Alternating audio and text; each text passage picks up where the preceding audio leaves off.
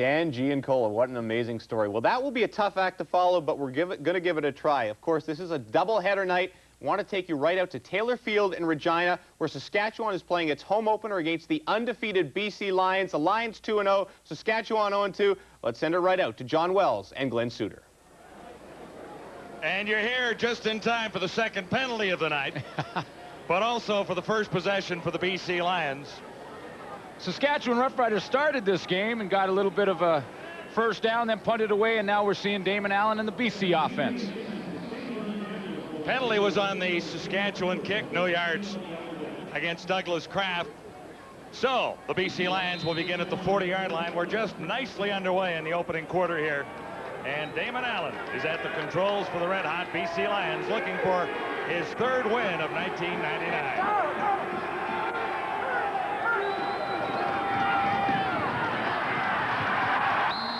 Drummond, who has been leading the way for the BC Lions, found nowhere to go there. Damon Allen has been playing on hand. Jimmy Oliver and Rocky Henry are new. Robert Drummond running like the Drummond of old. And up front, a couple of changes for the BC Lions this week. Doug Davies is new at center. Steve Harden gets a start at right tackle.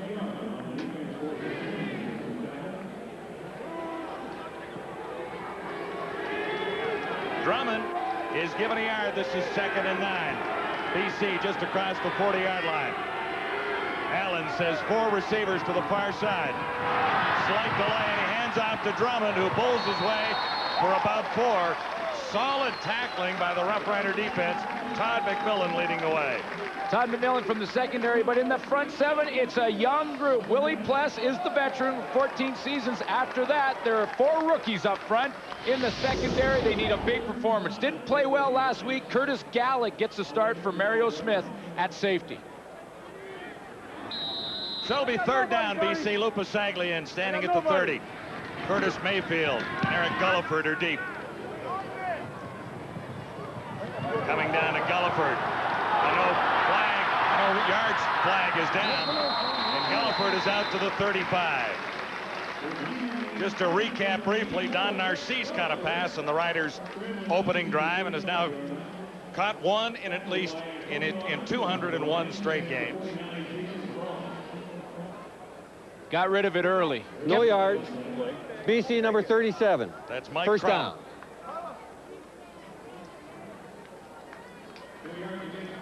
Don Narcisse got rid of that thing early. So it's 201 consecutive games with a catch.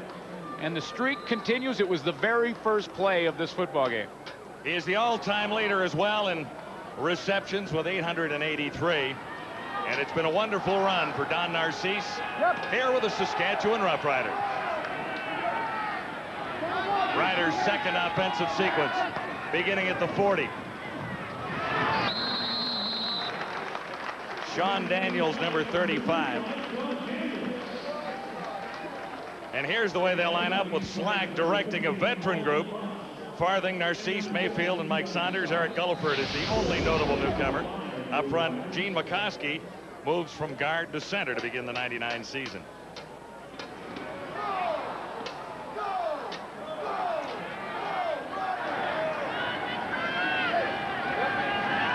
Second and 5. Riders from the 45. Slack has time. Ran well earlier and had to throw it away that time. Mike Saunders got one hand on it, but he was out of bounds. Coverage by Eric Carter. Well, it's the Don Lindsay BC defense. It's got stingers and wreckers, and it's got Scott and Shaders right up front. They lead the front 7, and in the secondary, some question as to whether or not Dale Joseph was going to be in the lineup, but he is out there playing the halfback. Eric Carter got the great start to the season with 3 interceptions in game 1. They're ready to go and playing well on defense in BC. Paul McCallum standing back at his 30-yard line. Jimmy the Jet Cunningham awaits his punt back at the BC 25. No score thus far on the second half of our Adidas Friday Night Football doubleheader. Pretty good weight behind this one for McCallum. Cunningham, well covered, nowhere to run. 0 on the return, chased out by Shannon Garrett. Pretty good start here. We saw a great finish in Toronto and hope for the same here at Taylor Field tonight.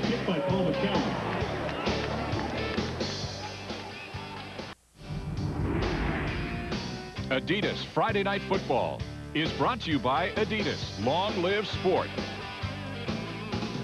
Castrol GTX. Drive hard. And by Molson Canadian. Here's where we get Canadian. BC Lions' second possession of the ball game, beginning back at the 20-yard line. The Roughriders have moved the ball a little bit more efficiently and forced the Lions to begin a little deeper. Here's Allen near side, and on target. It'll be a big first down as Jimmy Oliver steps across the 45. Todd McMillan forced him out, 26 yards to gain. Great start to the year for Jimmy Oliver. 8 catches, 117 yards. He hasn't found the end zone yet, but he has been in a bit of an audition, and this game is also an audition for him because Alfred Jackson is back home in Vancouver. He had a hamstring injury, but he is ready to play now, and it will be a big decision for Greg Mons. In the meantime, Jimmy Oliver is playing well. Also waiting in the wings in Vancouver, Alfred Jackson. Here's Allen swinging it out of the backfield for Robert Drummond. And he's got better than 5 yards. Douglas Kraft made the tackle, and Drummond has been flying. 260 yards. He has been the best back in the CFL through weeks 1 and 2. Yes, he has. He's back, and he's loving it. He's having a great time this year. I saw him in the lobby of the hotel today on the way, and you know when you're standing in the national anthem as a player, you're kind of jumping off one foot and the other because you're ready to go. You want that kickoff to happen. Drummond was doing that in the lobby 4 hours before game time. He picked up 4. This is 2nd and 6, BC. Allen shotgun, near side again. Don Blair was the target, and Allen flat out missed him. Mark Tate was covering. Talk about a guy who's having fun. Damon Allen is really enjoying this season. He's been a guy that is always criticized. No one is ever happy with the play of Damon Allen, it seems, at least over the last couple of years. But he is getting the job done. He feels like he's playing very well, and I tend to agree with him in the games that we've seen him play, which is all of them. And he's really enjoying this situation right now. And, of course, it's easy to enjoy it when you're winning. Lou Pasaglia in his 24th CFL season gets behind this one and takes it deep. Curtis Mayfield returning for the Roughriders. Out across the 20 to about the 21. 10 yards there. Kelly Lockbaum locked him up. Greg Mons is on a great roll, looking for his 9th straight victory, regular season as a head coach of the British Columbia Lions, which would be a new CFL record. He won 6 last year, and he's won the first 2 this year, so he's looking for number 9. Well, Cal Murphy on the other bench. You know, if Cal Murphy took all his Grey Cup rings and just put them on all at once, he'd have 1 finger left over because he has 9 of them, and he wants that last one to say Saskatchewan Roughriders. I don't know which finger it is, but he's got 1 left over. He has had a great run, beginning with the BC Lions, actually, but winning the Cups in Edmonton with Hugh Campbell and Winnipeg. Don Matthews there, and then taking over as a head coach in Winnipeg and having a great run there. First year as the Saskatchewan head coach. Mike Saunders tried the left side and didn't find much there. Saunders hasn't had a whole bunch of work so far. 19 carries and just 68 yards in 99. Yeah, again, a very important part to the offense for Reggie Slack and Cal Murphy, because Mike Saunders is as effective of running the football as he is catching the football. They have to have him involved in the offense. He really got off to a slow start, but he had some knee problems in training camp. Same knee that bothered him last year. Says it feels fine now. Hopefully that'll show in his play tonight. Saunders has 2. This is 2nd and 8 Saskatchewan. We're in the opening quarter, no score. Slack looking deep and just misses. Mayfield was the target, and Dale Joseph was covering step for step. How much did he miss by? I would say a couple feet, but you know what? This is what they need to do, and I love the call, and I love that Reggie Slack tried it early. Go deep and stretch this BC defense, and what you're doing right now is sending a message to the defense. Even though they've played well in 2 weeks, you're saying, you know what? We're not afraid of you, and we're going to go over top if we can. I love the call because it gets that secondary thinking. Mayfield missed week 1 and didn't have a catch last week, so he's due. McCallum on 3rd down. Another boomer. Cunningham near his 35. Looks to the near side for a little room and ran into 3 Riders. Led by Douglas Kraft again. 4 on the return. No score in the ball game. It's Adidas Friday Night Football, live from Taylor Field. You really have to love the enthusiasm of Lions head coach Greg Mons. It's infectious, and he's on a pretty nice roll. What do they have to do to win tonight? Well, I think first of all, they have to attack a young front 7 Saskatchewan Roughrider defense. They have 4 rookies starting in the lineup, but they're not real big. They have to keep the heat on Reggie Slack, controlled pressure, keep him in the pocket. Haven't done that yet. No, they haven't. And number 3, don't beat themselves. I think on paper, we're one of the hottest teams in the league. Damon Allen looks deep on first down. It's up there for a bit. And grabbed. It's Eddie Brown. Big catch. Eddie Brown in tight coverage. And it hung there for a second, and Brown came down with it. Well, it was an unbelievable catch by Eddie Brown because he had to fight off the defender and come down with that ball. It was Doug Kraft. You see Eddie Brown right on the numbers. Watch him go up and fight for the football. Then with one hand, he pulls it in and hangs on to the football. Damon Allen paid the price to let this one go. He hung on to it just long enough to have Eddie Brown get down the field. He gets a little hit after the throw. Eddie Brown needed that catch. He has been running very well, but not catching the ball well in the first 2 games. He needed that for his confidence. 45 yards again. It's Brown again.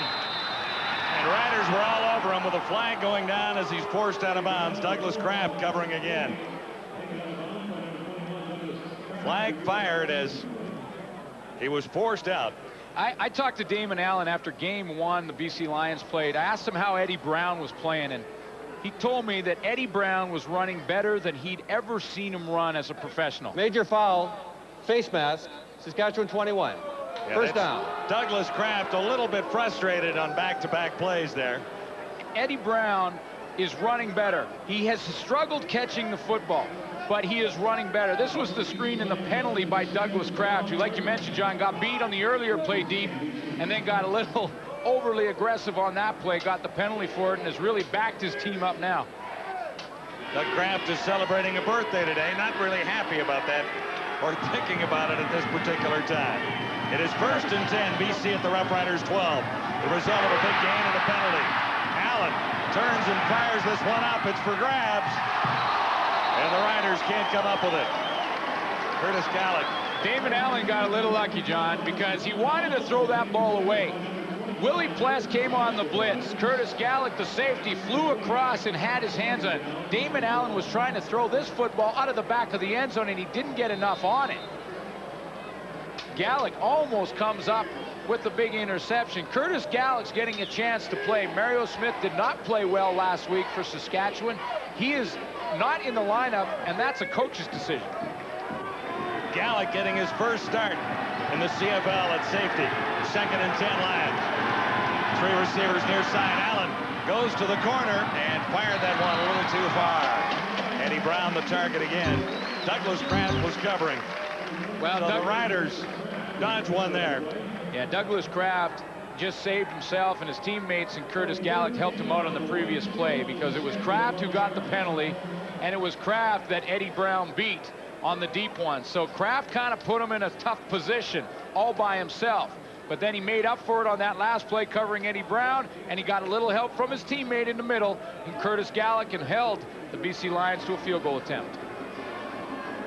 Lou Pasaglia good on 3 of 4, hitting on 78% of his field goals. This, a little chip shot, and the Lions have the lead at Taylor Field. It's 3-0. It could have been worse after the big 45-yard catch by Eddie Brown.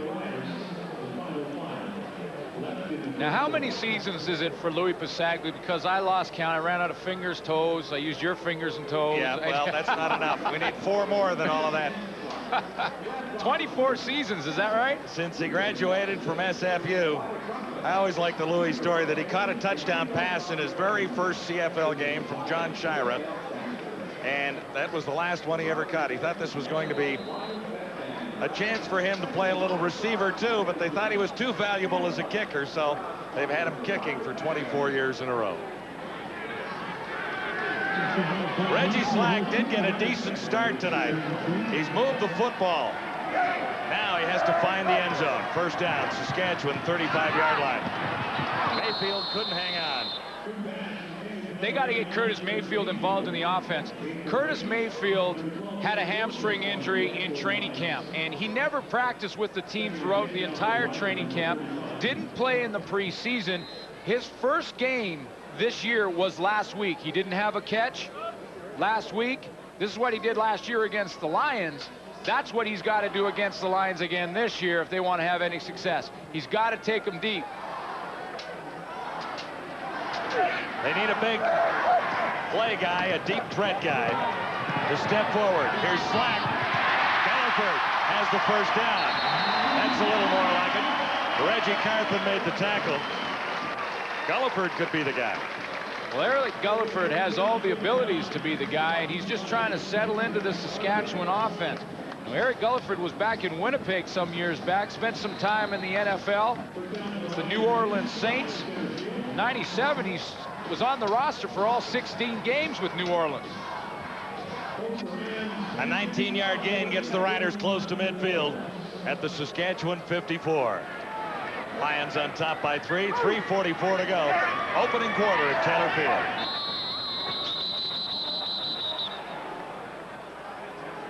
Procedure call likely going against Time Slack count there. violation. Saskatchewan 17. Still first down.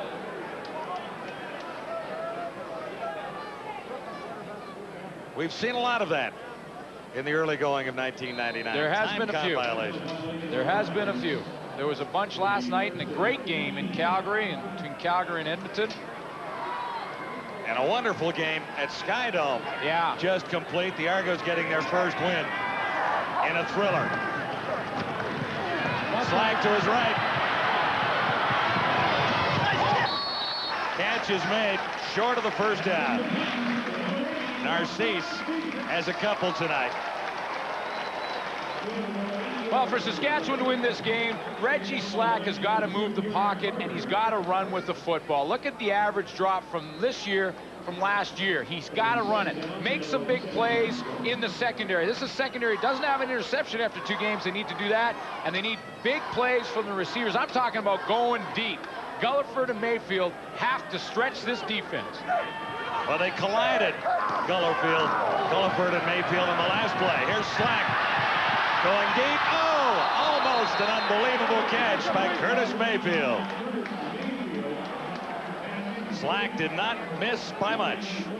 Well, you know, I think they heard the keys because they are certainly trying to go deep to Curtis Mayfield and Eric Gulliford, and Reggie Slack had to get rid of this one. He might have wanted to wait a little bit longer. He got some pressure from Raphael Robinson, who I believe is the stinger in this 2-safety defense by Don Lindsay, and there's the end of it. Curtis Mayfield almost comes up with a one-hand catch. They are certainly trying to stretch the BC defense. That's twice now early in this game that Mayfield has gone deep. McCallum has a chance for the first down. He'll get it. Did the kicker make the call? He sure did. He saw it open, and McCallum That's a great play by... takes it for 11. Sorry. Great play by a veteran kicker. When you're on the punt return team, someone is assigned to the kicker, and that person blew his assignment. I'm not sure who it was for the BC Lions, but heads up play by McCallum. He didn't see any pressure. He took off running and decided, hey, if they're not going to count for me, everyone's going to turn their back at the BC Lions. They've all got their men. No one's accounting for the kicker. They got their back to McCallum, and he makes them pay. First down. Nice hole. Opening for Saunders. Antonio Armstrong made the stop, and Saunders has 10. That gets you pumped up, too. A special teams play like that from Paul McCallum gets everyone on the team fired up. And you could see that Michael Saunders took off running with that football with a lot of adrenaline after that big Paul McCallum play. It's been a big weekend for the kickers. Yeah, that's right. We watched Scott McKenzie last night. If you missed it, he got a touchdown out of a 30-yard punt, and he picked it up on one hop. And took it to the end zone. That was fun to rookie watch. kicker in Calgary, and he had 6 points. McCallum gets a first down. Not quite the same deal, but it's a big play for Saskatchewan right now. It is, and you know, you talked about Louis Pasaglia and his years in the league and how long he's been around. You know that Paul McCallum started his career in BC. He was going to be a guy to replace Louis Pasaglia. You know how long ago that was? 7 years. He got tired of waiting after 5 and moved to Saskatchewan. Well, he's been here a little longer than that. Second down, just inches to go, and Slack should have it. There's a marker down, however. Well, the marker will likely be offside BC, trying to anticipate the snap count and get a good surge. Offside, BC 72. First down. That's Johnny Scott. So this drive for Saskatchewan will continue. 2:21 to play in the opening quarter. Well, they need a big game from Johnny Scott because the middle of the defense is always the most important. The middle linebacker, the nose tackle, and Scott and Chaders patrol the middle of that defense. Slack on first down, looks to the end zone, man open. He made the catch. They call it a touchdown. Curtis Mayfield, was he in? Well, it was close. He caught the football. No doubt about that. 28 yards, the scoring play for Curtis Mayfield. We talked about big plays. There's one there, but it looked awfully close. It's exactly what we talked about as a key for the success of Saskatchewan offense in this game was to get Curtis Mayfield deep. Now let's take a look at his foot. You need one. It's hard to tell from that angle. You need 1 foot in bounds. And you need to have control of the football. We couldn't tell from that angle. They've called it a touchdown.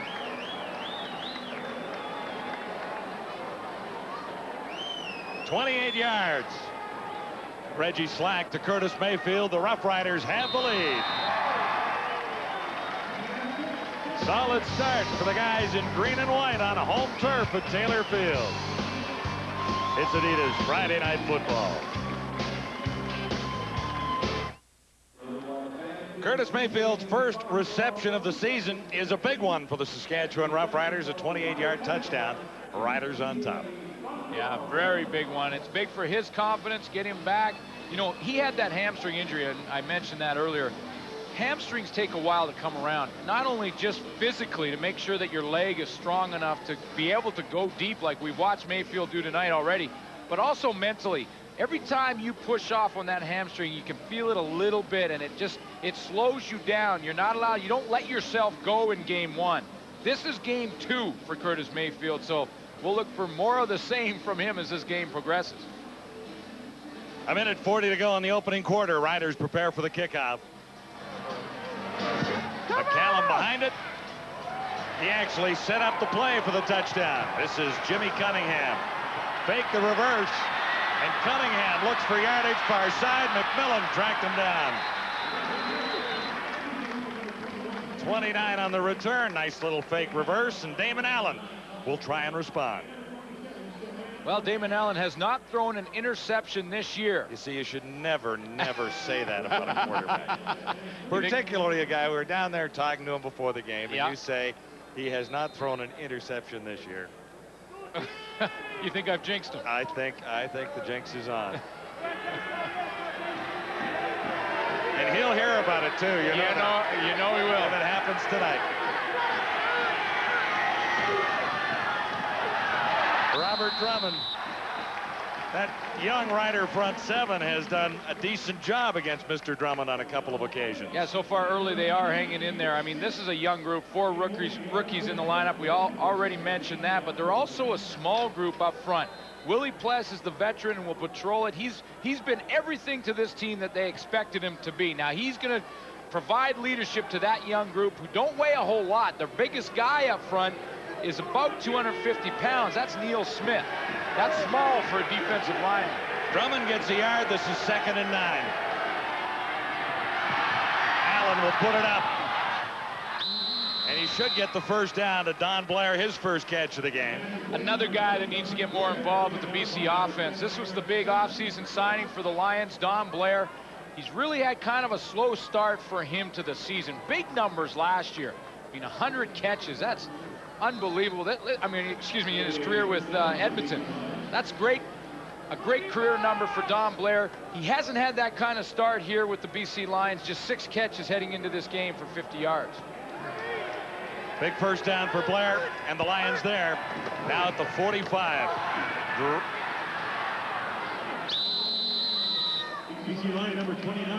Drummond again for 8 that time.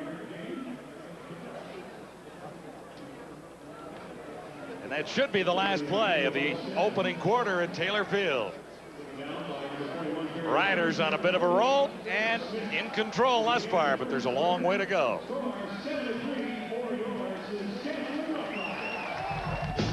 You're watching Adidas Friday Night Football, and we're at the quarter. Brought to you by 1-800-HI-IT'S-ME. It's the cheapest way to call. Collect. All right, Duthie and Schultz back here, and I know all you folks in BC are going, that wasn't a touchdown. He wasn't in. Well, we're going to have one more look at it, and you can be the judge yourself. Curtis Mayfield, pretty close play at the back of the end zone. Reggie Slack will go up top for him, and well, let us have a look. And Mr. Schultz, you be the judge as we see it. Well, this is about as close it can get. When you watch his left foot come on down, it looks like in the judgment view of the referee that is in. His right foot drags right there. So in reality, there are 2 feet in right on the line before he gets into the end zone. So I think he did make the call, but it is as close as you can possibly get. Yeah, nice play. If his left foot was on the line, then he's already out of bounds, so the right foot doesn't matter. Right. We'll give him the benefit of the judgment. It looks like it was very close. Might have had a toe on the line, but pretty close. Reggie Slack, good start for him. The numbers have been low this year for Reggie Slack. They need him to get going, and he poses a challenge that the Lions haven't seen this year. Absolutely. With Reggie Slack, you have an experienced quarterback. Let's review the other quarterbacks the BC Lions defense has played against. Nealon Green, first start, really in Edmonton, struggled. Second start, great. Dave Dickinson, really his second start as a season starter. They struggled a little bit. They ended up winning the game. Reggie Slack now can make great decisions, and he can be a big impact on who wins this football game, James. And Saskatchewan needs it bad. They are 0-2. This is the home opener, and the fans out there in Regina, they're kind of getting a little bit frustrated and a little bit desperate. Let's send you back there for second quarter action. It was definitely close, but sometimes you need a break, and that's one thing the Roughriders haven't had so far in 99. Well, that's right, and those things have a way of evening out as the game goes on. You know, from my angle when it was live, it looked like he may have been just out, but the ref had a way better angle than we did from up here, so we'll obviously give them the benefit of the doubt. Curtis Mayfield, whether it was a break or an actual touchdown, it's on the board, and it counts, and it's what the Saskatchewan Roughriders needed in their home opener to get them started. It's definitely a touchdown. It says 7 up on the board. So, and you know what? Once they put them up there, they don't come off. They don't take them down. 2nd and 2 for the Lions. Second quarter begins. Robert Drummond, nice hold. Easily enough for the first down. He's brought down near the 50. Stats brought to you by Castrol. What did you see here? Well, I see rushing yards for the BC Lions at only 14, and if you're Greg Mons, you're not concerned about that in the first quarter. Yeah, you'd like to see that number higher, but they're going to continue with the game plan. We've just seen 2 plays in a row in this series. Robert Drummond left, Robert Drummond right. That number will balloon as this game goes on. Lions trailing by 4. First down. It's Drummond again. Same play. Nice run. Even better result for the BC Lions there. Willie Pless, 39, over to make the stop. Drummond right, Drummond left. Hey, let's try Drummond middle. Sure, why not? Little screen draw, draw play right up the middle, and Drummond is untouched till he's in the linebacking core, and Willie Pless has to pull him down. So the Lions are responding to the touchdown drive by the Saskatchewan Roughriders. Drummond now has 6 carries and 33 yards. And the Lions are inside the Saskatchewan 40. Damon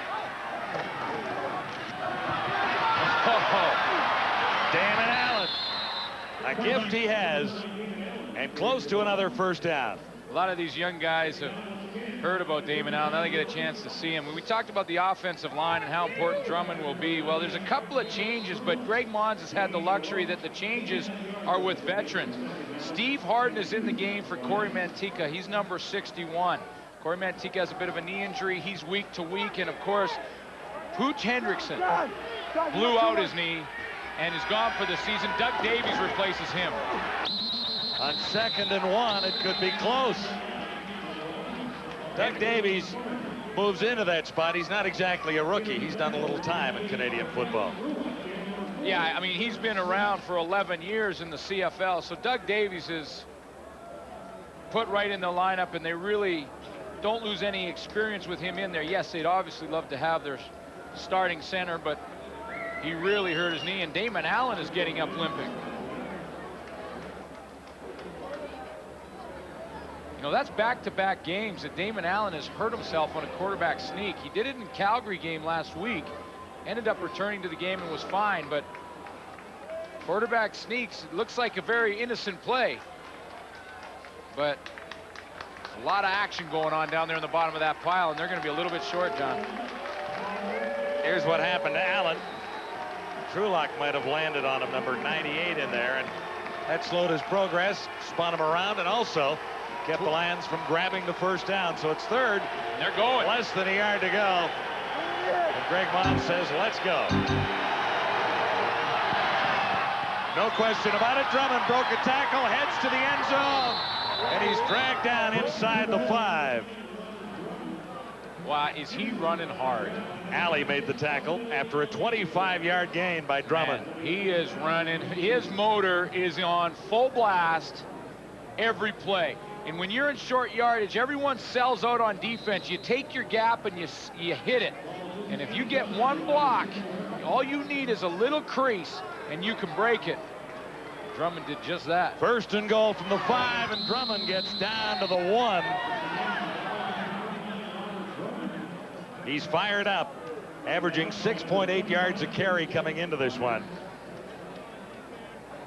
And a running back like that makes a coach feel quite comfortable. Yeah, an offensive coordinator and a coach. You talk to Joe Powell and Greg Mons, and they'll say, you know, what's the game plan? That's the big question. What's the game plan for this week? He said, well, we're going to ride the horse. Well, what's the horse? Number 29. That's the horse. Allen slides in on second and goal to go and has the touchdown for the BC Lions. So in spite of the fact that he was injured slightly on a previous play, Allen has a 1-yard touchdown. Well, yeah, it was the same way in Calgary. It was a quarterback sneak. He hurt his knee, and they stayed in the lineup and finished it off with a quarterback sneak for a touchdown. So the BC Lions have responded. A big special teams play by Saskatchewan's Paul McCallum, and then a touchdown by Curtis Mayfield got them on the board, but Damon Allen and Robert Drummond answer. And now the Roughriders are going to have to respond once more. Saskatchewan getting the first touchdown of the ball game.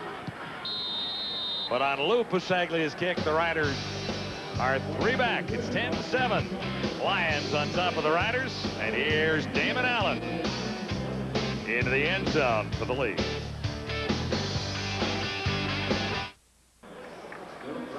Key play on the third down gamble. Robert Drummond gets a block from the newcomer up front on that right tackle, Steve Harden. Watch 61 hit 48 Trevis Smith and just open up the hole when Willie Pless misses the tackle. Drummond is off and running. That set up the Damon Allen touchdown. So Steve Harden already making an impact and replacing Corey Mantika in the lineup. Here's the Lions kick out. Drifting down at the 20. And out to the 30-yard line. Block bomb leading the BC tacklers. The return is 12, and Kennedy Nakayason, a Regina product on the return. He's been pretty good on kickoff returns so far, Nakayason. Well, that's a scoring drive. Anytime you get up around 9 plays, 10, 12 plays, you've got a good drive together. Damon Allen's got the defense guessing a little bit, but all he's doing really is running. Robert Drummond, both sides of the formation, and in the odd time pulling it down himself.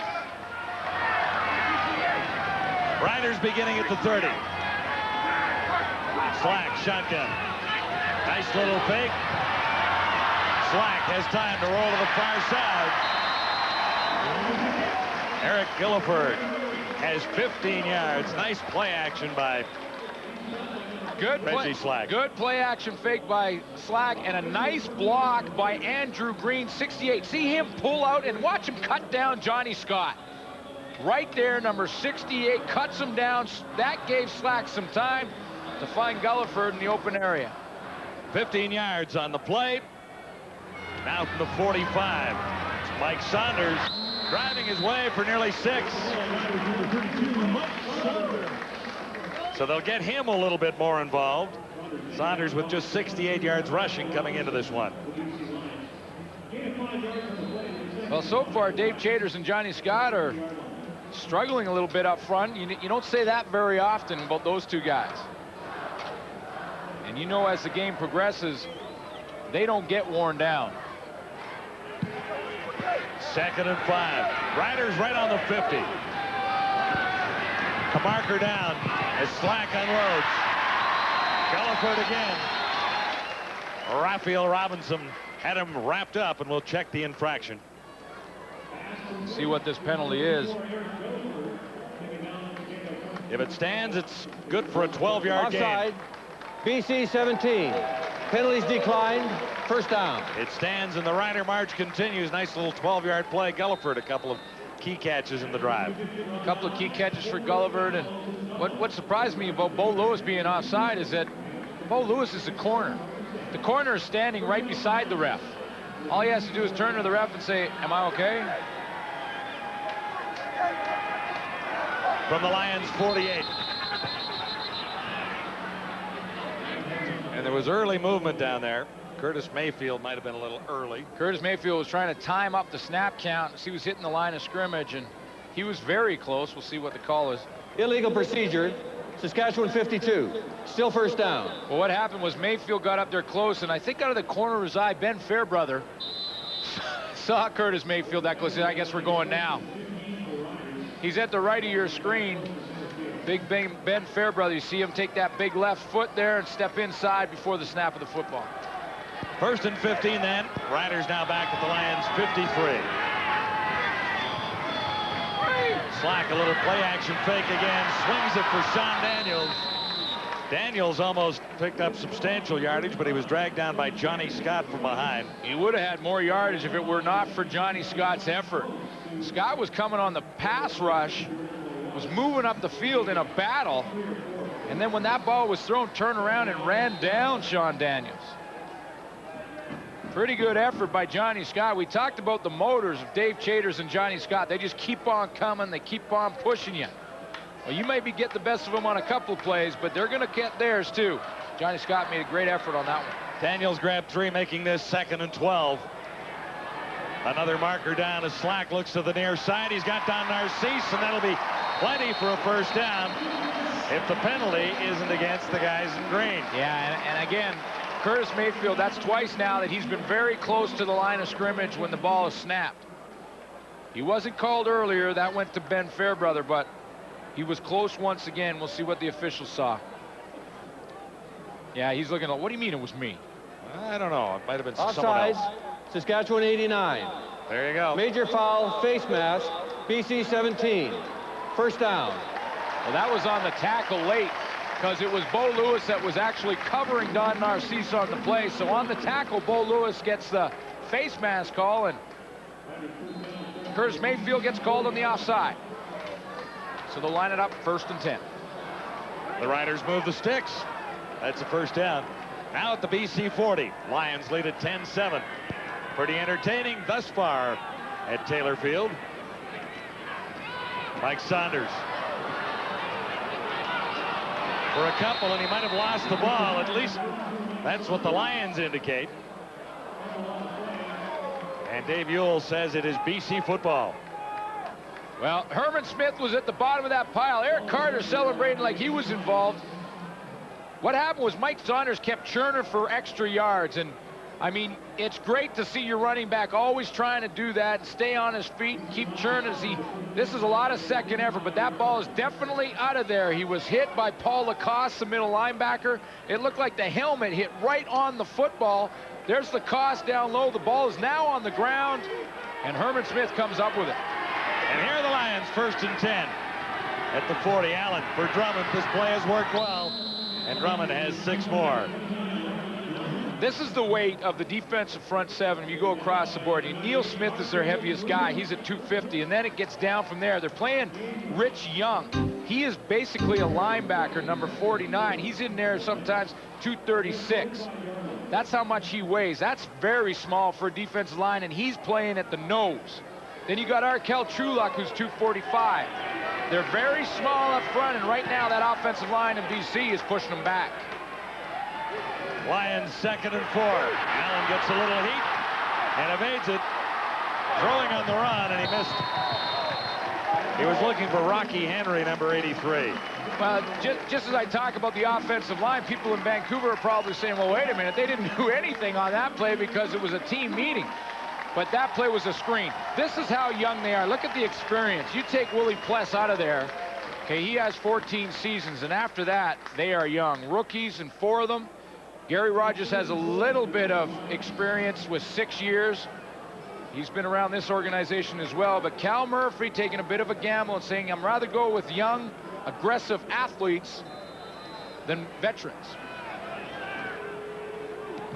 Lou Pasaglia on 3rd down. It's high. Mayfield looks for something outside and then cuts back in. Not much on the return, but it's 1st and 10 Saskatchewan. You're watching Adidas Friday Night Football. Right now, we've got a 3-point ball game. Greg Mons has the lead. It's 10-7 BC, but he has a couple of injury concerns along the offensive line again. Here's Ray Morrison. Doug Davies is out with a right hamstring injury. Now, Greg Mons has had all kinds of problems with regards to his offensive line, and it looks like they may be continuing. Jamie Terrace is in. He's doing the snaps here now for the BC Lions. And it's 1st down for the Saskatchewan Roughriders. Tough running against that BC defense in there right now, as Saunders found out. Well, that's what they'll have to do now. I mean, this is a greater concern for Greg Mons when his team gets a football back, because now Doug Davies, we talked about how he had the luxury of putting an 11-year veteran in for Scott Hendrickson when he was injured. So now with Doug Davies out, they're going to have to go with Mark Hatfield at guard, move Jamie Terrace, who has only played guard in as long as I can remember, move him into center. They're going to be weak on that right side. 2nd and 3, and the Riders go to Sean Daniels. The fullback may be very close to the 1st down.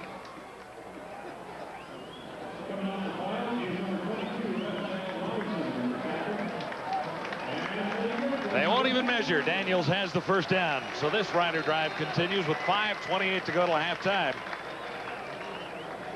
A much better effort for Saskatchewan on both sides of the ball than a week ago when they played the Eskimos. Yeah, you know, Cal Murphy, you know he was upset. He said last week against Edmonton was an embarrassment.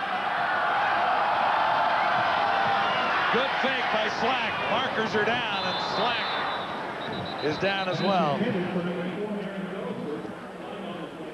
Might be a little holding on the Saskatchewan offensive line. Yeah, Ben Fairbrother. That was the area of the flag.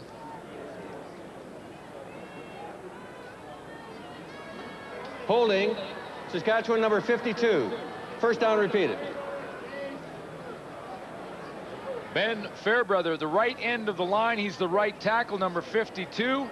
He steps to the outside, right at the right of your screen, and he pulls the back of the jersey of David Benefield. That's his 2nd penalty in this quarter. A bit of a hamstring injury versus Calgary, and he's been recovering from that. So Ben Fairbrother, when you get, even if you're a big offensive lineman, that hamstring can bother you. You get a little bit of a nick there. 1st and 20, Riders. Slack has problems with it. Gets up and decides to take off. That might have been on his mind all along. Reggie Slack gets very close to a 1st down on 1st and 20. We'll see where they spot the ball, but was that his plan? Well, it was as soon as he dropped it. So he changed his mind a little bit. Yeah, I mean, the snap is low. It's bouncing around on the ground. He can't pick up the handle, so he says, I'm just going to take it on my own and get what I can. And when Reggie Slack runs, he's a very strong runner. Talked to the Calgary guys over there after they played Saskatchewan, and they played a pretty good game against Calgary. And all the guys on defense were saying, I can't believe how strong Reggie Slack is when he runs. He's a big guy. He's a strong runner. And he's tough to tackle. He got big yardage on that broken play. He needs just that much.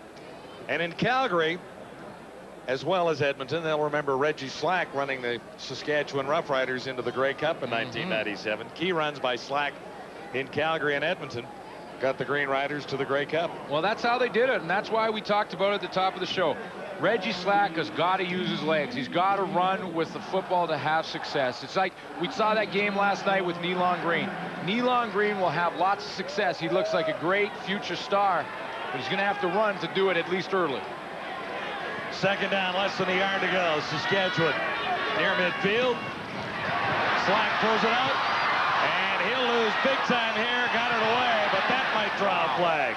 Look how, sorry, John. Look how strong Reggie Slack is. I thought he might get nailed for intentionally grounding there. Well, as long as the ball passes the line of scrimmage, he's okay on that one. But watch how strong he is. I mean, watch David Benefield. Dale Joseph has a shot on him, but David Benefield has him. He can't get him down. He's trying to hog tie a big heifer, and there's no shot. He can't get him down on the ground. The play didn't work, but they have another opportunity here on 3rd and inches. Slack will likely keep it himself. And no markers anywhere, so Saskatchewan will get the first down. 10th first down for the Roughriders in the opening half. Well, they're moving the football, and that's, you know, what Cal Murphy wanted to see. You know, coming into this game, they were averaging 12 points in their first 2 games. 12 points may win you a couple of NFL games, but that's not going to win you one CFL game. Likely not, unless it's in pouring rain and the final score is 12-11. No, you got to score more than 12 points. Cal Murphy knows that.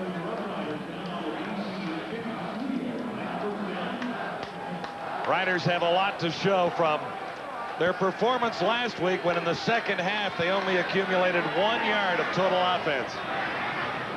That's what Murphy was talking about as being embarrassing. Slack rolling this way, and that was pretty close. Mayfield was the target. That's one of those ones where the quarterback says, you know, it was an incompletion, but if it's not an incompletion, Reggie Carthon's taking it the other way. He was going about 55 yards the other way. He broke downhill on that one, and he was gone if that ball is any higher. So Reggie Slack will take that incompletion anytime. Not a bad drive. 7 plays so far.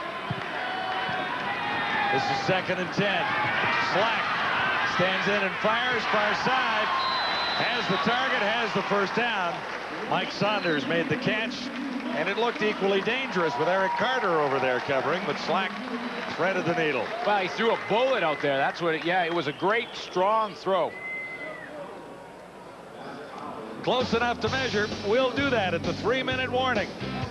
We're live at Taylor Field, and it's 10-7 BC.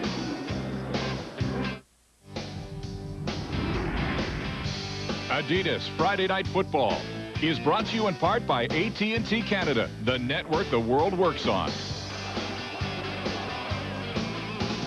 At the half, lots of great football to talk about. We can look back to last night. Today at Skydome, the Argos get their first win in a thriller. And we've got a pretty good game going here as the Riders are looking as good as they have so far in 1999. So join the guys at halftime. It'll be 3rd and inches. Mike Saunders was just that little bit short. So the Riders go gambling again. Twice on this drive. Same situation. Same play for Reggie Slack. Same result. First down. Cal Murphy's going to send in a lot of the plays to Reggie Slack. In the past, Cal Murphy was the offensive coordinator working closely with Slack, but he gave him a lot more reign. He let him call his own plays a lot of the time. I'm talking about last year and the year before when they went to the Grey Cup. Cal Murphy now wants to send in more and more plays. Injury timeout at Taylor Field on Adidas Friday Night Football. Less than 3 minutes to halftime. It's Taylor Field. The Pan Am Games start in Winnipeg tomorrow. Join us for our coverage beginning at 11 a.m. Always an enthusiastic crowd here, and if you look deep into that sign, it says Trade Slack Now. I remember a day when the TSN stood for Trade Suitor Now. Here's Slack, and he's on the money down to the 25-yard line. Eric Gulliford, number 84, makes another key catch. Gotcha, partner. I remember that tape too. We got a marker down, unfortunately. Holding, Saskatchewan 51. First down repeated. John Terry the other singled out side. that time. John Terry, big left tackle. It's called. That's one for Ben Fairbrother at the right tackle and one for John Terry at the left tackle. It's a tightly knit offensive line. They all signed together within about a week in the offseason this year. They just got together, decided, you know, let's just keep this group together for as long as we can, see what we can do with it. Now Slack has to look at 1st and 20. Mayfield slanting in, looking for a block, gets one to the outside, and he's got half of what he needed. The gain is 10.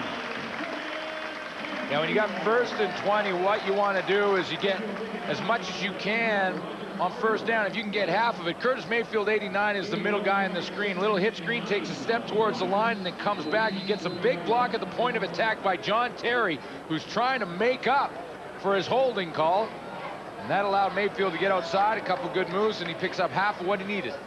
A little more than half. This is 2nd and 9 at the Lions 40, and this drive has taken a long time with all the penalties.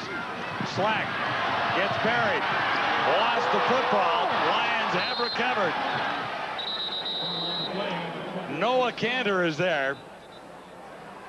Benefield and Kelly Lockbaum got to Reggie Slack. Well, Kelly Lockbaum's in the game for Paul Lacoste. Paul Lacoste was the injured player right around the 3-minute warning, and he was carried off. You see Mayfield, and then over the top comes Kelly Lockbaum. He helps to get that one out of there. Ball's on the turf. BC Lions recover. Now, the penalty was against Saskatchewan, so they'll decline that, and BC gets the football. An illegal formation against the Roughriders, and just about everything that could go wrong did go wrong for the Riders on that play. Saskatchewan actually controlling the football for a long period of time, but coming up short on the scoreboard one more time. 1st and 10, BC Lions. Damon Allen. He's used that play effectively to Robert Drummond several times. Gary Rogers ran into him that time. So here's what's happening with this offensive line now that Doug Davies is out of the football game. Hatfield, number 66, will play the right guard position. He's playing beside Steve Harden, who, of course, is in his first game because Corey Mantika is out. Jamie Terrace, number 60, moves over and plays center. They've made the adjustments and picked up 4, 2nd and 6. This will be enough for a 1st down. Eddie Brown made a big catch earlier and forced out by Rogers again. You know, you keep wondering when Eddie Brown will break out, and if Damon Allen can get some blocking help up front like he does, a good cut block right at the point of attack, right there by the newcomer in the lineup, Mark Hatfield, and that gives Damon Allen some time. You wonder when Eddie Brown is going to break out with a big game. You think back to 1996 when he was in Edmonton, had close to 1,400 yards. Another Lion 1st down. Allen, play action fake, nicely done. And that sets up another big gain for Don Blair. Blair, tough to bring down inside the Saskatchewan 20. Well, Damon Allen had his choice on that play. He picked Don Blair, took the safer of the 2 passes, but Eddie Brown was in behind coverage by 3-4 yards down the field. Don Blair gets 24 there, and coming into the game, Blair had 6 receptions for only 49 yards. Makes it easier for your offensive coordinator when you can look at Don Blair out there on one side with Eddie Brown beside him, and Joe Palfo says, listen, they were both open on the play. So who do I throw You choose. to? Yeah, that's a good play call right there.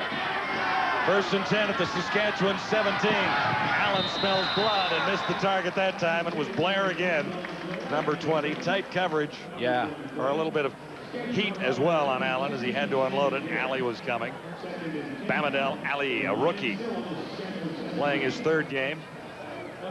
He came with a little bit of heat. Damon Allen had to get rid of that one, but it was good coverage downfield, though. I mean, Shannon Garrett was all over it. And so they go from leaving 2 guys open to covering up pretty good. That's what you have to do in your DB. Just have a short memory.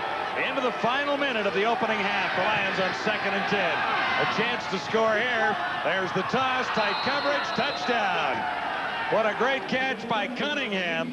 And the coverage wasn't all that bad by Eric Sutton. A 17-yard scoring play from Damon Allen. Well, I was just wondering about the dance. That was an interesting looking dance there for a while. Good catch by Jimmy Cunningham on the post. Damon Allen threw it out there, and Cunningham had a little coverage on him and still came up with that football. Here it is, Damon Allen. Look at the way he looks off. See how he looked to his left? That takes the coverage out of the middle. Cunningham gets right in behind coverage and pulls that one down over his shoulder. He made a very tough catch look easy. Sutton reacted just a split second late. Cunningham had a yard on him, and that was enough. Jimmy the Jet Cunningham has the touchdown, and the BC Lions, with less than a minute to go, have a 17-7 lead. Well, we talked about Damon Allen looking to his left, and this is what he saw when he looked to the left side of the formation. He backs out there. He sees pretty darn good coverage by Saskatchewan. Says, okay, I'll go front side. This is a veteran quarterback who can do that. And when you talk about reading defenses, and you hear that all the time, well, what that means is he made his read to the left side of the field. Damon Allen saw that there wasn't what he wanted over there, went to the next read, which was the inside guy. He saw it and didn't like it there. He goes all the way to the opposite side of the field to his third read, finds Jimmy Cunningham, and it's a touchdown. Only veteran quarterbacks can do that. Now, they should be smiling on that bench, but Jimmy Cunningham is looking a little solemn over there. Damon Allen, a couple of touchdown strikes and a nice drive there.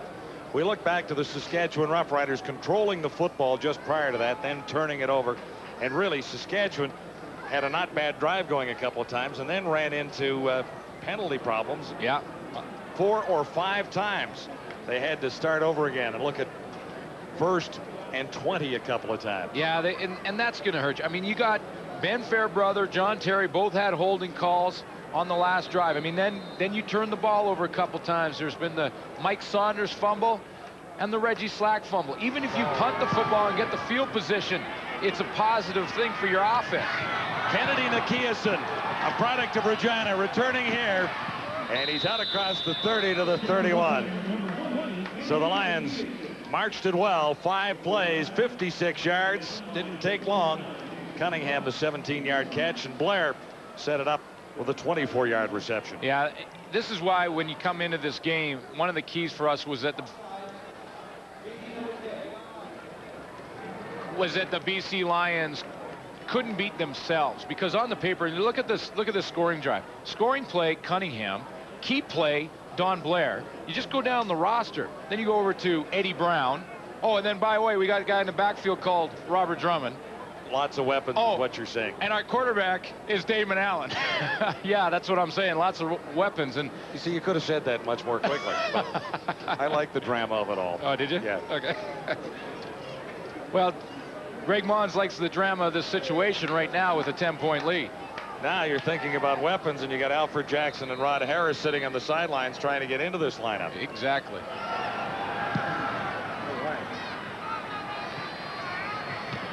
Nakiason again. He gets another crack at it.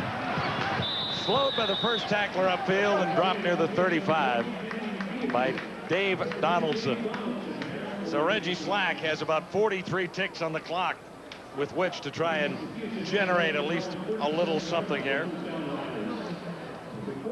The boys are waiting back at control for at the half. Oh, yeah, Friday night football. 43 seconds left. You know, Schultz is in the bullpen warming up. He's getting ready.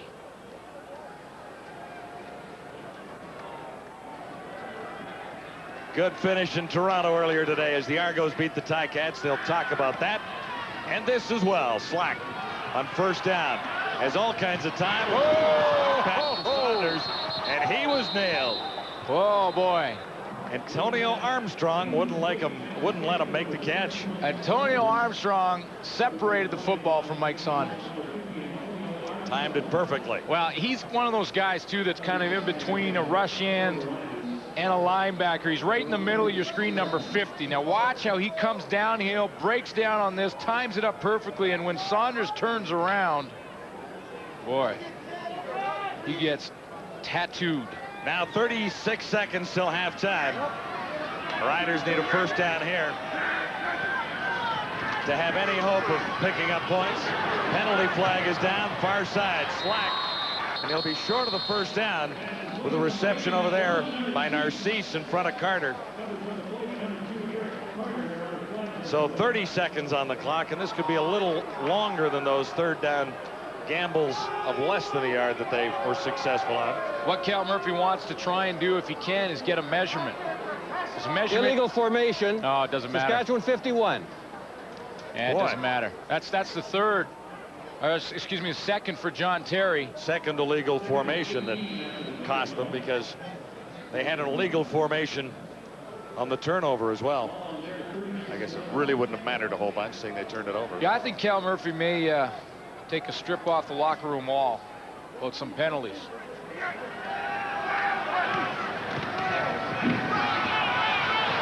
Mike Saunders short of the first down with 23 seconds to go. Picks up 18.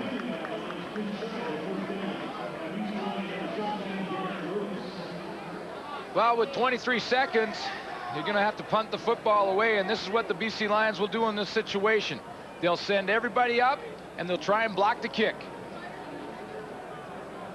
And what Cal Murphy has to tell his guys on the punt team is, this is what we're going to do now. Make sure you hold an extra 2 count, 3 count in there. Make sure you hold your blocks. We don't need a turnover down there that could result in the field goal as we go away in the half. Punt it away, cover late, get down there, see if you can get on to Cunningham, and that should be the end of this half. McCallum standing at his 30. Big kick. Cunningham forced over to the sideline. Riders had it well covered. 14 seconds to go till halftime. Damon Allen inching ever closer to Matt Dunnigan in a couple of categories, including career passing yards. Can he make it this year? Can he catch Matthew? Well, I think, you know, by Labor Day. By Labor Day? By Labor Day. Healthy. And he's got a couple of years to go to catch Lancaster. You know what? But he wants to. You know, and See, 2 years ago, I would have argued that Damon Allen was just kind of saying, I'd just as soon get out of this game and sit back and put my feet up. But he has an enthusiasm. He really does. Right now that I'm buying into your thoughts there. First and 10. He really does, John. I mean, I talked to him in the offseason. I'm talking in the middle of the offseason. He was training hard, really looking forward to the year. And I said to him, I said, you know, I guess it's 1 year at a time. This is a team that's buying free agents, doing a good job of making sure they have the talent they need with the Grey Cup in Vancouver this season. And Damon Allen said, no, I want 2 or 3. I'm going after Lancaster. I want to have the all-time rushing and all-time passing numbers in this game. Well, he's got the rushing numbers already. Not many guys make playing quarterback easier than Damon Allen. He's a natural. Opportunity here for Jimmy the Jet Cunningham, but he's forced out. And that should be the final play of the opening half. The Lions with a couple of touchdowns. Cal Murphy with a scowl on his face. The Riders had some opportunities and squandered them once more. It's a 10-point ball game. The BC Lions on top of the Roughriders, 17-7 at Taylor Field. You're watching Adidas Friday Night Football, and we're at the half. Hey everybody, welcome back to TSN Football Control. James Duthie along with Chris Schultz. Taylor Field, usually a very noisy place, almost a stunned silence in the last couple of minutes there. This is a city very concerned about its football team. Tonight, though, they're getting beat by a balanced attack, Chris. Well, they really are, and I agree with Glenn Suter's assessment that the BC Lions have some great individual talent. Slowly but surely, they're starting to bring it together. I like the way offensive coordinator Joe Paopao is kind of taking each series, and each series has a different emphasis. I saw a time where Robert Drummond carried the ball 50 to 60% of the time. I saw another series where it was kind of little quick hitch passes, the small dink and dunk, and then that last series on the touchdown to Jimmy Jett, that's when they went right down the field and tested those secondary personnel. Because what happens is when you establish Drummond, that free safety and those defensive halfbacks are extremely aware of it. So when you fake the ball to Robert Drummond, they can't help but really bite on that fake, which all you need is that extra yard where they move up a yard to split the zone, get the touchdown. And I thought Jett really was able to get that touchdown because of the way Joe Paopao handled the play calling. A different series, a different emphasis. BC looks good right now. All right, now, important for Saskatchewan because they are now the only team in the CFL that doesn't have a victory. That is because, yes, the Argos did it earlier tonight. Dan was the man. Celebrate, buddy. You deserve it. Highlights coming up.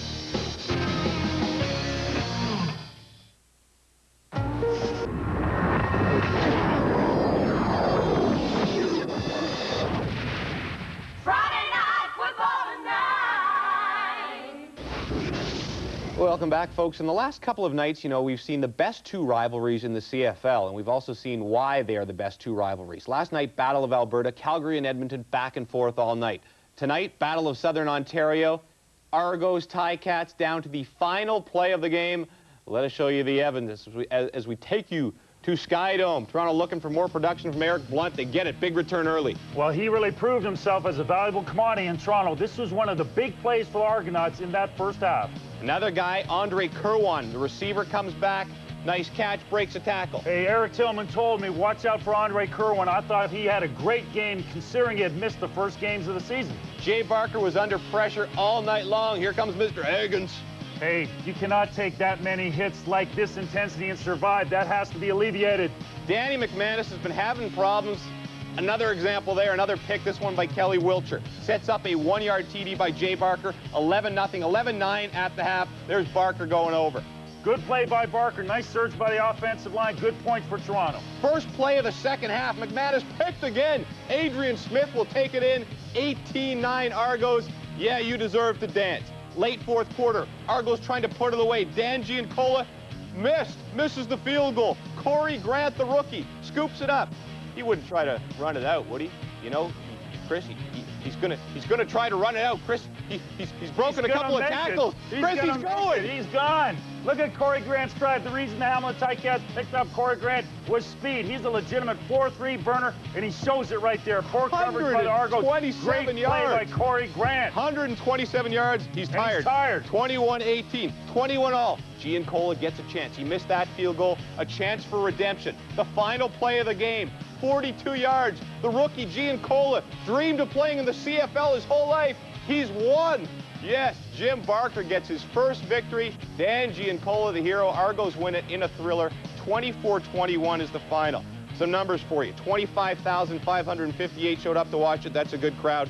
Grant's return, 1 yard short of the CFL record set by Calgary's Ron Hopkins back in 1990. Our old buddy Eric Tillman gets a birthday present on his 29th birthday as the Argos win it. Chris, wasn't pretty, but they got it done. No, it wasn't pretty. Really, when you think about it, this was the good, the bad, and the ugly. The good was the fact the Argonauts won, and Giancola hit a 42-yard field goal. He'll have that memory for the rest of his life.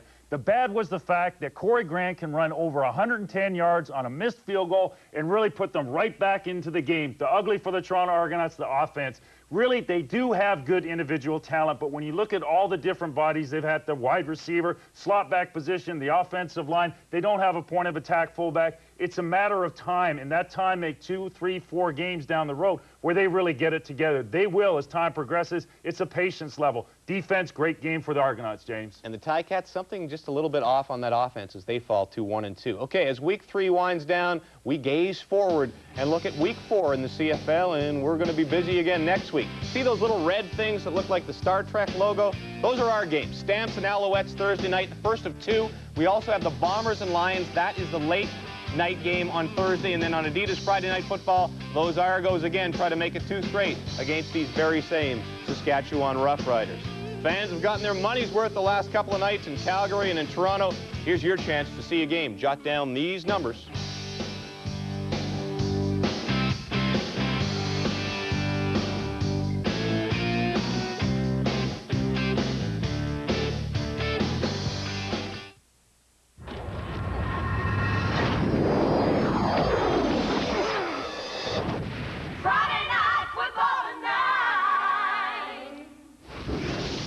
Greg Mons still does not know what it is like to lose a regular season football game as a head coach, going for his 9th straight tonight for the Lions. He spoke with our Ray Morrison at the end of the first half. Okay, Greg, tell me a little bit about late in the half with regards to that big play by Cunningham to open things up a little bit. Well, we had a good call there offensively. Joe Powell made a great call on the sideline, and we opened it up a little bit, and hopefully it'll loosen them up. Robert's been running hard in there, and we got to get consistent. We're showing flashes, but we're not consistent on either side of the ball yet. And, we're happy to be ahead, and we just got to grind it out. We knew it was going to be a tough game coming in here. It's their home opener. Thanks, Coach. Thank you. And here's what Mr. Mons' troops has been doing. They haven't had the ball all that much, but they have made the most of it, probably because of those 2 turnovers, and BC has not turned the ball over. That is key.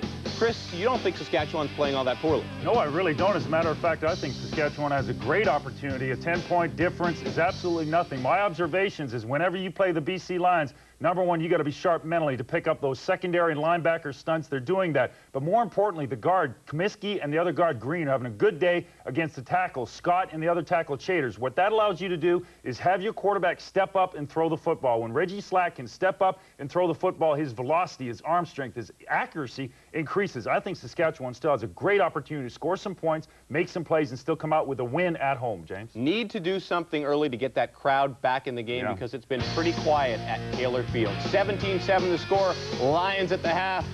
We'll be back with the second half kickoff right after this. It's halftime at Taylor Field. Here's what we've seen so far. Damon Allen has had a nice night.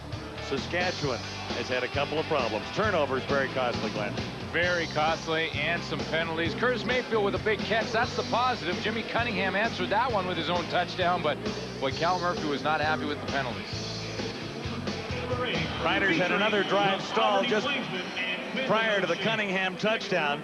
Saskatchewan controlled the ball for 4 minutes and 45 seconds. Slack ultimately fumbled the ball and gave it back to BC near the 35-yard line. So they'd moved the ball, and then there were too many penalties involved, and Saskatchewan's second turnover costs another 7. Here's the kickoff by Paul McCallum.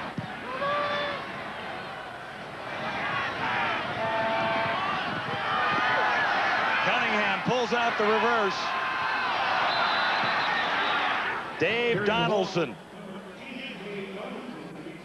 returns it 25 yards. So the Roughriders have their work cut out for them. We'll join Ray on the sidelines with the head coach of Saskatchewan. Cal, let's talk a little bit about that first half. Your guys hung in there until the late play, the pass to Cunningham. Well, yeah, but we killed ourselves with the damn penalties out there and fumbled the football. You can't do that thing. And you get the holding penalties and you get illegal procedure. That's just, you can't have that if you want to win a football game. And we've played well. We've done good things, but you can't do those things or otherwise you kill yourselves. Thanks, Cal. Thank you. Well, it's easy to know what Cal was talking about with the Saskatchewan Roughriders at halftime. Absolutely. Can't do those things. No penalties. No more fumbles. Hold on to the football. Take care of business. You know, when you talk about a legal procedure call, that's something you can control. That's just concentration. Offensive linemen know the snap count. It's frustrating for coaches because they know that it's just a lack of concentration right at the wrong time, and it costs them a first down. Mark Nora carried the ball and lost it there, but the BC Lions appear to have retained possession. Some discussion down there right now. There was a marker down. Greg Mons has a 10-point lead and still not happy. There's the good news. No penalty there. Nara picks up 9. Well, this is one of those situations for Damon Allen where he's got a bit of a free play, second and about a yard to go. This is one of those ones where I'd love to see the old fake and over the top. Little play action, freeze him, and then find someone over the middle. They take the safe route. Nora again, and he'll have the first down on 2nd and 1. The quarterbacks. Damon Allen, 9 of 14 for 157. And Reggie Slack, 9 of 17, 115, 1 touchdown. No interceptions have been offered by either quarterback thus far. Well, it's very similar numbers, and when you think of the amount of plays that Reggie Slack had called back by penalty, you know, his passing numbers go way up. So very similar for both quarterbacks. Lions looking for their 3rd straight win to kick off 1999. The Riders trying to get in the win column. First down, BC. Nice play action fake. Allen goes for the bundle. Long toss. He's got his man inside the 10-yard line. That's Robert Drummond, number 29 again. Well, there's a flag on the field, and maybe coming back. Holding, BC 66. That's Mark Hatfield, the newcomer. Pressed into service with the injury to Doug Davies. Yeah, Mark Hatfield takes a huge play brings it all the way back. Robert Drummond was in the matchup that Damon Allen wanted on Gary Rogers. Caught the ball. Didn't matter because Mark Hatfield was holding. So the Lions look at 1st and 20 at the 41. Play action again. Allen looked to fake it, and it came out of his hand. It's an incomplete pass. It looked to me like he was just pump faking. Tried to set up the screen. He tried to set up the screen, but Arkell Truelock kind of flashed in front of him, so he pulled it back down. See, this is what Robert Drummond, he's kind of slips out of there. Now watch Damon Allen. He's trying to throw the screen to Drummond, but he sees Truelock flash there, so he's going to pump fake it, get around Truelock first, and then get it to Drummond. Back to the drawing board. 2nd and 20.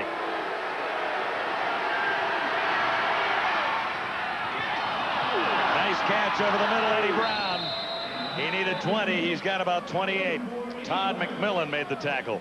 Well, and he went right over the middle of the field where a guy is starting for the first time ever in Curtis Gallick. You know, that was a big, big play when you think of where they were 2nd down and a whole lot of yardage.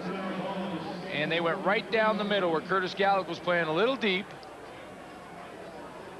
UBC product, spent some time in Seattle, and Eddie Brown starting to put together a pretty good night.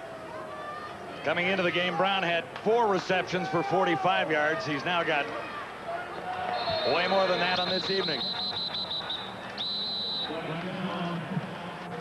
Gallick had a coffee in Seattle, has worked on their practice roster.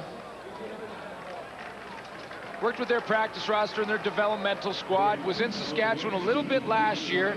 They tried him at some different positions. They wanted him at the nickelback, and that's where they tried him last year. Playing his first game at safety for the Roughriders. Do you remember 1984 when you started your first? Yeah, I was back under one of those green hats. Yeah, I do, and I was back a bit too because there was a whole lot of speed coming at me, and I was going, whoa!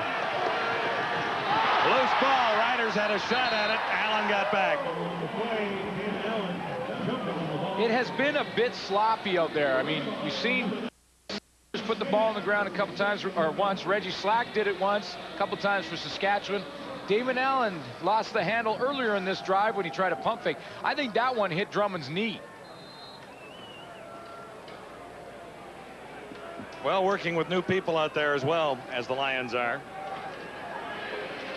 A different center. Allen looks at 2nd and 20 now. At the Riders 53. BC on top, 17-7. Saskatchewan defense hanging in. Allen brings it down. He's across the 50, well short of the first down. And pinned there by Trevis Smith, number 48. Well, he looked to me like he was going to Rocky Henry, number 83. Rocky Henry is right down the hash marks, doesn't adjust and go into the middle. It looked to me like he wanted to go down the seam. It took him too long to get there, and Damon Allen had to pull it down and take off. He's looking over at Rocky Henry right now. Rocky Henry doesn't react. He says, okay, I'm going to go and take him, get what I can. 3rd down, and Lou puts a little behind this one. Sailing it right into the end zone. Mayfield watches it bounce and roll right through. A long single for the Lions. It's 18-7 now. Reggie Slack will get his hands on the football and see if he can revive the Roughriders when we return. Adidas Friday Night Football is brought to you in part by Gatorade. Is it in you? John Wells along with Glenn Suter at Taylor Field in Regina. And over the years, Glenn, we've seen some pretty pictures of his profits. That's ranking right up there. Looks a little surreal, doesn't it? Dan Farthing must feel like he's in a surreal situation here tonight as well because he hasn't seen the football yet. Kind of a forgotten man, the Saskatchewan offense. You don't want to forget a guy with the talents of Dan Farthing. This works. It's Mike Sanders. Saunders across the 50-yard line and forced out. Raphael Robinson finally getting to Saunders. Nice block at the point of attack. John Terry's going to make a nice block.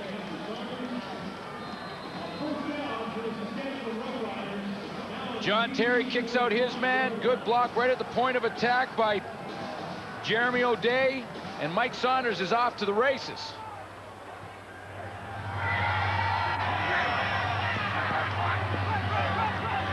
Eight carries for 69 yards. A slack goes to the far side, and Mayfield couldn't bring it in. Should have made the catch. He looked like he was turning to run. Well, and you know what? You got to have that catch from Curtis Mayfield, and he's had a pretty good game. And you know, we talked about him, you know, he's right out there on the numbers, number 89. So he heads out to the sideline. Yeah, it's a tough catch. He's got to turn his back. But you know what? Curtis Mayfield comes up with that catch. That bounces right off his shoulder pads. He catches that more than not, and he's got to come up, especially when they're struggling. It hit him between the 8 and the 9. 2nd and 10. Slack. Time to throw. And he missed his target. Intercepted by the Lions. Another turnover. Carthon has it. Reggie Carthon. So another drive ends in disaster for Reggie Slack and the Roughriders. Carthon has the interception. The Lions have the ball. Reggie Carthon has his first interception of the season, and the BC Lions get the ball back. The Riders have another drive, end in futility. It's a case of not playing with the guy very long. I mean, that's Gulliford to the left. He's supposed to curl in this way. He doesn't curl in, he curls out. And that's why Reggie Carthon comes up with the interception. That's just playing together, reading, knowing from the quarterback position what your receiver's going to do. He's going to curl in or is he going to curl out? Well, they messed it up that time. Robert Drummond, another penalty marker, is down. As Drummond runs into a stiff Saskatchewan defense there, Rich Young is in the middle. And it looks like this one might be against the Lions. Now listen to Cal Murphy talk about the fact that, you know, we're doing some good things. Holding, BC 66. First down repeated. We're doing some great things, and then we pull out a gun and we shoot ourselves right in the big toe. Mark Hatfield has had a couple of calls go against him tonight. We mentioned earlier that he is in the lineup because of the injury to Doug Davies, so the Lions have had to make some adjustments up front.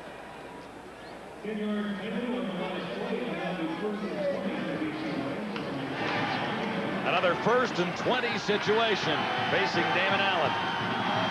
Far side of the field. Looked like he one-hopped for Eddie Brown, but Brown's off. I thought that was a little low there. Well, it was low, but Eddie Brown scooped it, took off down the sideline, and that's a great example of Eddie Brown's speed.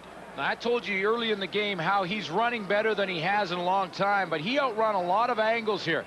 He catches the ball, gets his hands down underneath, and watch the angles. You see that Shannon Garrett has a bit of an angle. He gets beat there. Willie Pless can't catch him. Eddie Brown showing a lot of speed in this game. He needed 20. He picked up 18. 5th catch, 90 yards for Eddie Brown. Solid night. 2nd and 2, and easily Mark Nora has the first down, number 28. Well, if you're watching both games of the doubleheader, you saw Trevor Shaw play for Hamilton. He's getting a chance to play out there in Hamilton with the injury to Archie Amerson. Trevor Shaw was part of the trade that saw Mark Nora end up with the BC Lions, and Trevor Shaw in Hamilton. Mark Nora has really come on. Some of those deals work out for both teams. That's right. Trevor Shaw is going to be a star receiver in this league. And he had a great game last week, and I understand he played pretty well today. Nora again, and this time with a head of steam behind Mo Elowanibi. Mo Elowanibi put a huge block on Arkel Truluck. Mo Elowanibi, watch the block, number 64, right in the middle of your screen. Watch this. Mo Elowanibi, you know what that's called? That's called the pancake. You get your big paws on a guy and you pancake him to the turf. And Arkel Truluck, who has been a bit of the poster boy in the offseason for this football team, has been pretty quiet here tonight. He was flattened there, is what you're telling us. On 1st and 10, Allen missed Jimmy Cunningham. Well, they expected big things from Arkel Truluck, and you know, in his first game last year, he had 3 sacks and really came on. And then he had a concussion in that game and never saw the field the rest of the season. Okay, but this offseason, they felt that Arkel Trueluck was going to be their guy that was going to get after quarterbacks, their rush end of the future. And he's been pretty quiet all season. 2nd and 10, Lions near midfield. Allen has an opening. He'll get the first down and a couple to spare. 12 yards to gain. And Mark Tate came up to pin him. Well, Trueluck, you know, in fairness, it's one thing you got to beat one guy, but sometimes you got to beat the whole team. Watch this. You get a good move to the outside. Trueluck gets a little hands up in the face. Now he thinks he's open. He's got a chance. And then Big Dan Payne says, no, not today. Dan Payne takes him out of there. If you're trying to go around Dan Payne, you better bring your lunch if you're trying to walk around him. That's cab fare. It takes a while. Nora again. Number 28, Mark Nora. You know, whether it's Mark Nora running the football or Robert Drummond, right now that offensive line is creating a bubble. And what I mean by that is that there's a soft spot. They're creating a little gap, a bubble in the line, and that's what you try and do. Get a good block at the point of attack by that offensive line, create a little bit of room for your running back, and then let him do something in the open field. And they're really reestablishing the line of scrimmage right now into the Saskatchewan defense. Robert Drummond hauled the mail in the first half, and Allen has used Mark Nora successfully in the second.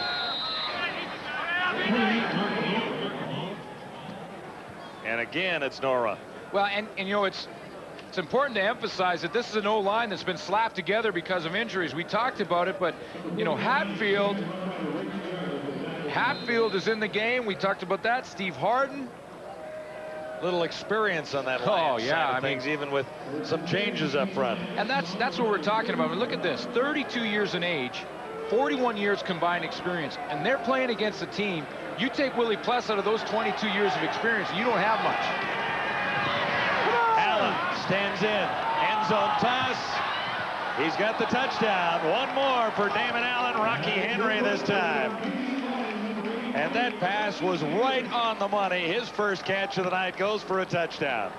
Damon Allen's having some fun out there. That was a ball on the money. Good time by the offensive line.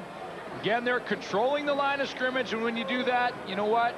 You can see passing lanes like that. Look at this football. Out and over where only Rocky Henry can do it. You can't cover any better than that.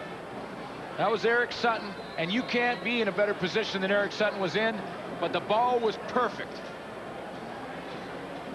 Rocky Henry has his first CFL touchdown, or his first catch of the night, his second CFL touchdown. And the Lions extend their lead. It's 25-7. The Riders had better start the comeback soon on Adidas Friday Night Football. Rocky Henry has a touchdown, and the BC Lions have a 25-7 advantage. Well, they're getting great help from their offensive line. Damon Allen had great passing lane there, and Jamie Terrace, who has moved over to center, is one of the reasons. Here he is right at center. Now, that's a position that he hasn't played. He's up against Travis Smith. Now, you know what the weight difference between those two guys are? Travis Smith is 217 pounds. Jamie Terrace weighs 260. There was no shot that Smith was getting in that backfield. And that's what the result of good blocking up front. That's what it'll give you. You'll see the scoreboard lights flash one more time if you can get big blocks up front like Jamie Terrace had right there. Well, the Riders obviously looking for some speed up front, but they're giving away a lot to a veteran and large offensive line. Big scramble down there in the kickoff, and it rolls out of bounds. Well, that ball is live, but they got the ball. You know what? You just have to be the last guy to touch it going out of bounds. And Mike Saunders is saying it's the Riders who touched it last. That ball is live on a kickoff after it covers 10 yards. And yet they're going to overrule the initial call. One of those officials initially called that BC football. But they've walked in now and overruled. I believe Dave Ewell just stepped in and said, no, I saw that one. And here's a look at it. Now, the ball, it's just the last team that touches it as it goes out of bounds. It's still inbounds, then it squirts out. Now, watch this. Saskatchewan. Yeah, that's Saskatchewan football. Now, initially, it was ruled BC ball. But then Dave Ewell came over and overruled the call and gave it back to Saskatchewan, and it was the right call. Overruled. Saskatchewan gets a break. Good fake. Reggie Slack on first down. Far side, wide open. And there should be another first down. There's Don Narcisse. There's two veterans battling it out over there, John. I mean, you got Don Narcisse, great veteran of 13 years with the Saskatchewan Roughriders. He's approaching some big numbers up against Eric Carter, one of the best cover guys in the league. And you think of the numbers that Narcisse is putting together. 201 consecutive games with at least one catch in 13 seasons. Extended it tonight on the very first play of the game. Very first play, and you know that bothers Eric Carter, who's over on the other side. Even if it's just one catch, he's a competitor. Slack trying to get the Riders rolling. There's another first down. Eric Gulliford, 84, and Lewis laid it on. I love it. Lewis. Yeah, Eric Gulliford saying, that's all you got? Come on. You know, and Bo Lewis put a pretty good shoulder into Gulliford. You know, the pass was right in there. You're like, look at this pass, not much room. Watch the hit that Bo Lewis puts on. Foul, little shot right there to the and Gulliford jumps up and he said, that's all you got? That's all you got? Come on. Bo Lewis said, all right, let's line up one more time. Riders keep the drive rolling. The Lion 48, and just when there was a little bit of flow to this, another penalty marker comes down. Did the Lions jump first? Well, unless Antonio Armstrong saw something that I didn't, he was wrong. Well, that's good. Nice observation. Offside, BC number 50. Yeah. You know, you never know. I mean, maybe he saw somewhere down in the line someone move their hand or their pinky or something, move it a little bit, and he jumped offside. I don't think so. Antonio Armstrong just jumped offside. Not many of those calls have gone in Saskatchewan's favor here tonight. Still 3:43 to go in the third quarter. The Riders really have to score here now. Get some points on the board and salvage something from this. Looked like a collision on the exchange, but Saunders takes out. Nice run down to the 25. And Saunders is pumped after an 18-yard gain. He's really pumped, and he's having a great game. He really is. When he's been asked to carry the football, he's done a nice job with it. He had the one fumble early, but other than that play, Mike Saunders is doing his part. 9 carries, 87 yards for Saunders. Setting Saskatchewan up at the 25. They have to punch it in the end zone here, Glenn. They need a major, no question. Slack on first down, can't find a target, and put it right into the hands of a BC defender at the 5-yard line. Raphael Robinson had a big interception last week. He's still going.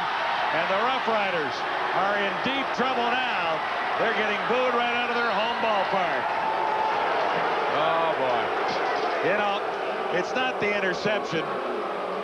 It's following the play and letting Robinson run wild through an entire team for 80 yards. Well, it was a ball that Reggie Slack should never have thrown. He forced his football, trying to make something happen, but he knows better. Reggie Slack has been around long enough to know that he does not have to throw this football. He gets in trouble, he gets up in the line of scrimmage, just take the loss. Take the loss right there, or try and run with it if you can. Look, there's no one around. Don Narcisse stops. He just lets that one go. Raphael Robinson, thank you very much. And now he's got everybody to one side of the field, gets a couple of blocks, and then it's just one-on-one on a couple of offensive linemen, and they're not going to catch him. Eric Carter did a nice job of getting out in front and getting a block for him. He's riding shotgun number 2 there, right? Yeah, he gets Mike Saunders, and then he gets Sean Daniels, and all of a sudden a huge turnaround. BC Lions are right back in scoring position after 4 Saskatchewan turnovers. But the last 4 drives by Saskatchewan have ended in fumbles or interceptions. 2 fumbles, 2 interceptions. He knows Reggie Slack has fired a couple that he shouldn't have, and you were suggesting that a second ago. A picture tells 1,000 words right there with Reggie Slack and Cal Murphy. I mean, you can just see the disgust right there, and then now look at this. I mean, he knows you don't have to go up to Reggie Slack right now if you're his teammate. You don't have to say a word to Reggie Slack. He knows he made a mistake, a crucial mistake.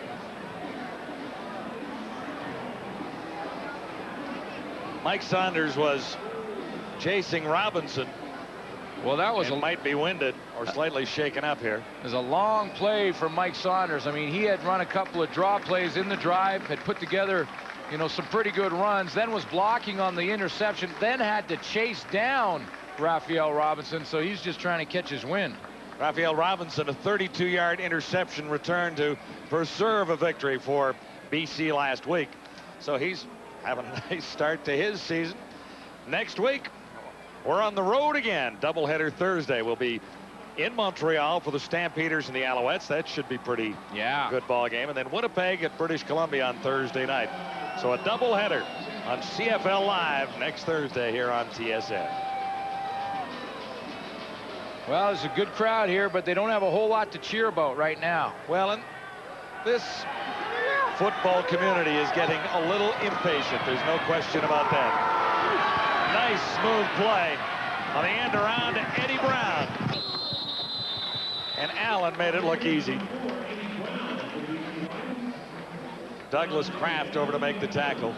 Smooth looking play. It only netted about 4 yards, but it's one of those plays that you put in there for a couple reasons. One, you may surprise the defense and get a big gain out of it, but if you don't, you know that it's on the game film forever. So right now, next week, the BC Lions get ready to play. The team they're playing against will look at that film and say, oh, they have this little reverse. Now we got to prepare for that thing, too. Allen good on 12 of 19, 231 yards. Looking at 2nd and 6 here. Cunningham sliding out of the backfield. Nice move to turn it into a first down. Shannon Garrett didn't respond. He had an opportunity to make the tackle. One of the questions for the BC Lions heading into this game, John, was could they get their stars, all this talent, to get their nose dirty, do things away from the football? Guys like Don Blair, Eddie Brown, Alfred Jackson back home in Vancouver, but just all their stars, would they do stuff away from the football? Well, on that last play, Don Blair picked up the safety blitz from Curtis Gallick and stopped him in his tracks. That's getting your nose dirty for the team. Another Lion first down. Allen sidelines short of the first down when the catch was made by Jimmy Oliver. The Riders are arguing there was a fumble. Yeah, they sure are. Newcomer over there is Mark Tate, and they're saying that the ball rolled off the back of Jimmy Oliver and it was batted out of bounds by Roughrider. Sounds like a daycare center just before lunchtime.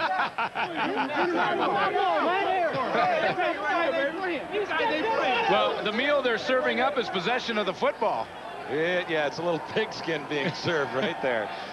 Now they're going to have a conference on this one, and let's see if we can see what happened. Jimmy Oliver, the argument from Tate was that Oliver lost the football before he went out of bounds, and it was batted out of bounds by a Saskatchewan Roughrider. Here he is on the sideline. Now, it rolls up on his back. Was it hit out of bounds? It's a question of if it went off his by back, Mark Tate, yeah, or if it went off Tate's head. And apparently, it went off his back. First down indicated by referee Dave Ewell. So what they're saying is Mark Tate batted the ball. It bounced off the back of Jimmy Oliver and then went out of bounds. Oliver should have been pinned before he picked up 11 yards in the first down. He's getting grumpier by the moment. It's going to be a long week for this team if they don't put together a pretty good fourth quarter. First and goal to go outside the 5. Drummond can't turn the corner. Gary Rogers was there. Yeah, and it was a good play by Gary Rogers because, you know, it's a normal tackle on a running play. But when you're down like this defense is down, it takes something special to be able to say, okay, I don't care where we are in the field or what the score is. I'm still going to come out and compete, and that's what Gary Rogers did. He's like the only veteran in that front 7 other than Willie Pless with 6 years of experience. 4 rookies really across the front when you count Arkel Trulak, who started last season but didn't play often. Another crack at it for Allen. Precision passing, another touchdown. Rocky Henry has 2. And Damon Allen is having a field day at Taylor Field. Working on a little touchdown dance there in the end zone.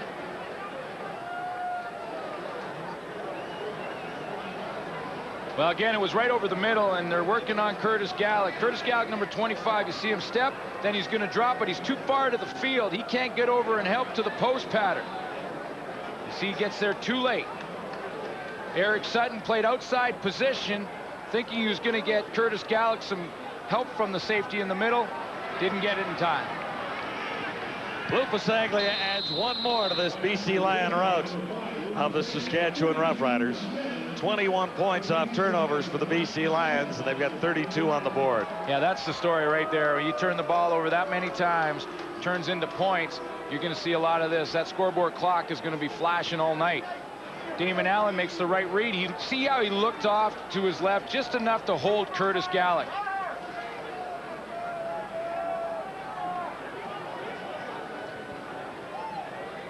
Well, Rocky Henry's audition is turning out quite well tonight. Jimmy Oliver's isn't bad either. That's right. And what are the BC Lions going to do to get all these receivers into their lineup? Exactly. What are they going to do? And that's what will be on the table for Greg Mons when he returns to Vancouver after what looks like will be another win.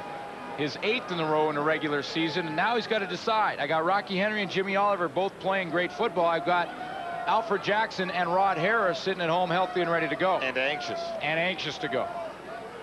It's a tough decision. 2 pretty good receivers, veterans in Canadian football, in Harris and Jackson. Oliver and Henry are pretty raw, pretty new, but they've looked pretty good tonight. And have all year, really.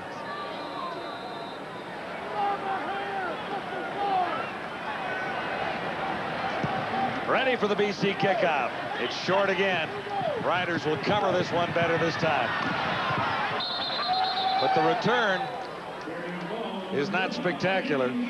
Well, the Kelly pressure, Lockbaum made the tackle. the pressure mounts for this organization. Al Ford, the general manager, has gone public saying if the Riders don't make the playoffs this year, they can have his job. Well, the reason he said that was because there was criticism of the hiring of Cal Murphy. And you know, a lot of people thought that the game had passed Cal Murphy by. Now, that was sort of the feeling in the city. So just to give his new coach, the guy that he decided on, a vote of confidence, he stepped up to the plate and said, okay, here's the deal. We don't make the playoffs, I'll resign. Last play of the 3rd quarter. Another turnover likely here. Lions say they have the fumble by Reggie Slack, and that's what the officials indicate. And that just puts a little more pressure on the shoulders of Al Ford and the Saskatchewan Roughriders. Lacoste has the football, number 58, turnover number 5, and the Riders are in deep, deep trouble at Taylor Field. You're watching Adidas Friday Night Football, and we're at the quarter. Brought to you by 1-800-HI-IT'S-ME. It's the cheapest way to call. Collect. Oh boy, things are getting ugly. The Lions, it's starting to look like a Saturday afternoon touch football game for Damon Allen and company. You know, we're almost through week 3 of the CFL now. Let's get some big picture perspective. Is this the best team in the league? Well, I think it's close to being the best team in the league. As you said, it's a little bit early, but when you look at the way the Hamilton Ticats have faded, how the Calgary Stampeders are struggling in some respects, although they had a big win last night. But the BC Lions have great balance. They have multiple fronts on defense, and Damon Allen's making plays, and Robert Drummond's running hard. I like the BC Lions, but you can't discount the Montreal Alouettes. They're playing well too, James. They are also perfect. I guess the worst news for the Saskatchewan Roughriders is BC gets better in the 4th quarter. Why? Well, I'll tell you one thing about the BC Lions, and I agree with Glenn Suter's assessment. The physical mismatch on the line of scrimmage is going to be a dominant issue. Welcome to zone blocking. Well, you've heard about zone defense coverage. The BC Lions pick man for man. Big Mo kicks out his man. Dan Payne moves up to the linebacker level. Jamie Terrace cuts it off. It's man-on-man blocking. And then Mark Norris sees the seam, accelerates through the hole. One thing the BC Lions do is they have the nice combination of having really complicated plays, reverses to Jimmy Cunningham, the bootlegs with Damon Allen's, but they also play the fundamentals of football, the attack, one-on-one offensive lineman against defensive lineman very well. You need that combination, James. So zone blocking, you just pick up the guy who's right in front of you. That's exactly right. You pick up the first jersey you see in front of you, lock on with good leverage, and go. So once again, the linemen deserve all the credit. Of course. What a shocker coming from Chris Schultz. Let's send you back to Taylor Field for fourth quarter action. The Green Riders in all sorts of trouble. That's putting it rather mildly right now with a 32-7 on the scoreboard. Greg Mons having another wonderful evening and a great run as a head coach in Canadian football. Not many people thought he was the right selection last year in British Columbia when he took over the job. He lost a couple early, then won 6 in a row. He started off this season winning 2 straight, and he'll win his 3rd straight here tonight. Well, you know what? We'll get back to Mons. Nice play action fake by Damon Allen. Another touchdown toss, and just over the outstretched hands of Jimmy Oliver. Just to get back to Greg Mons, you know, a lot of the people that were criticizing the organization for hiring Greg Mons as the interim guy was the fact that he never had any head coaching experience. I mean, the last time he was a head coach was at Ventura College in California. But this is a guy from the old school. He's a motivator. He is a guy that worked as an assistant coach at Arizona State under Frank Cush. He worked as an assistant in Oklahoma under Bum and Wade Phillips. He has a lot of experience in a lot of different positions. He's also been in Toronto's organization evaluating talent. So his point was, do your homework before you criticize. Dan Allen wrapped up. Well read by the Rider defense that time.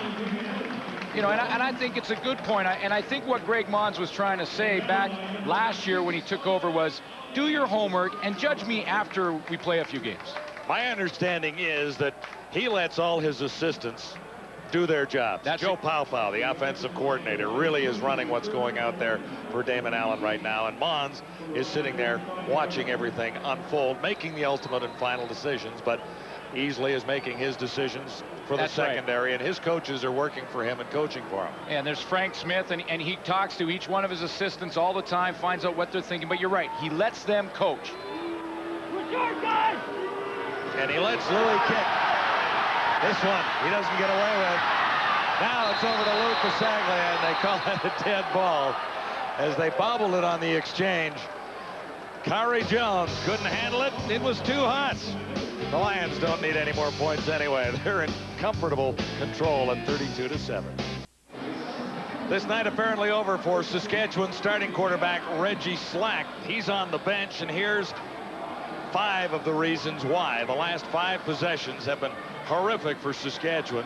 All turnovers, John. When you look at that fumble, couple picks in there, another fumble. And when you do that and you turn the ball over as many times as Reggie Slack has done, then that's when Cal Murphy says, that's it, I'm not cutting you any more slack. That's the hook, and Slack is not being cut anymore right now. Steve Sarkisian is in at quarterback for Saskatchewan. And his first pass is picked out by Reggie Carthon. It bounced into Carthon's hands, and things aren't going well for the Saskatchewan offense or this Saskatchewan football team right now. Second interception of the night for 26.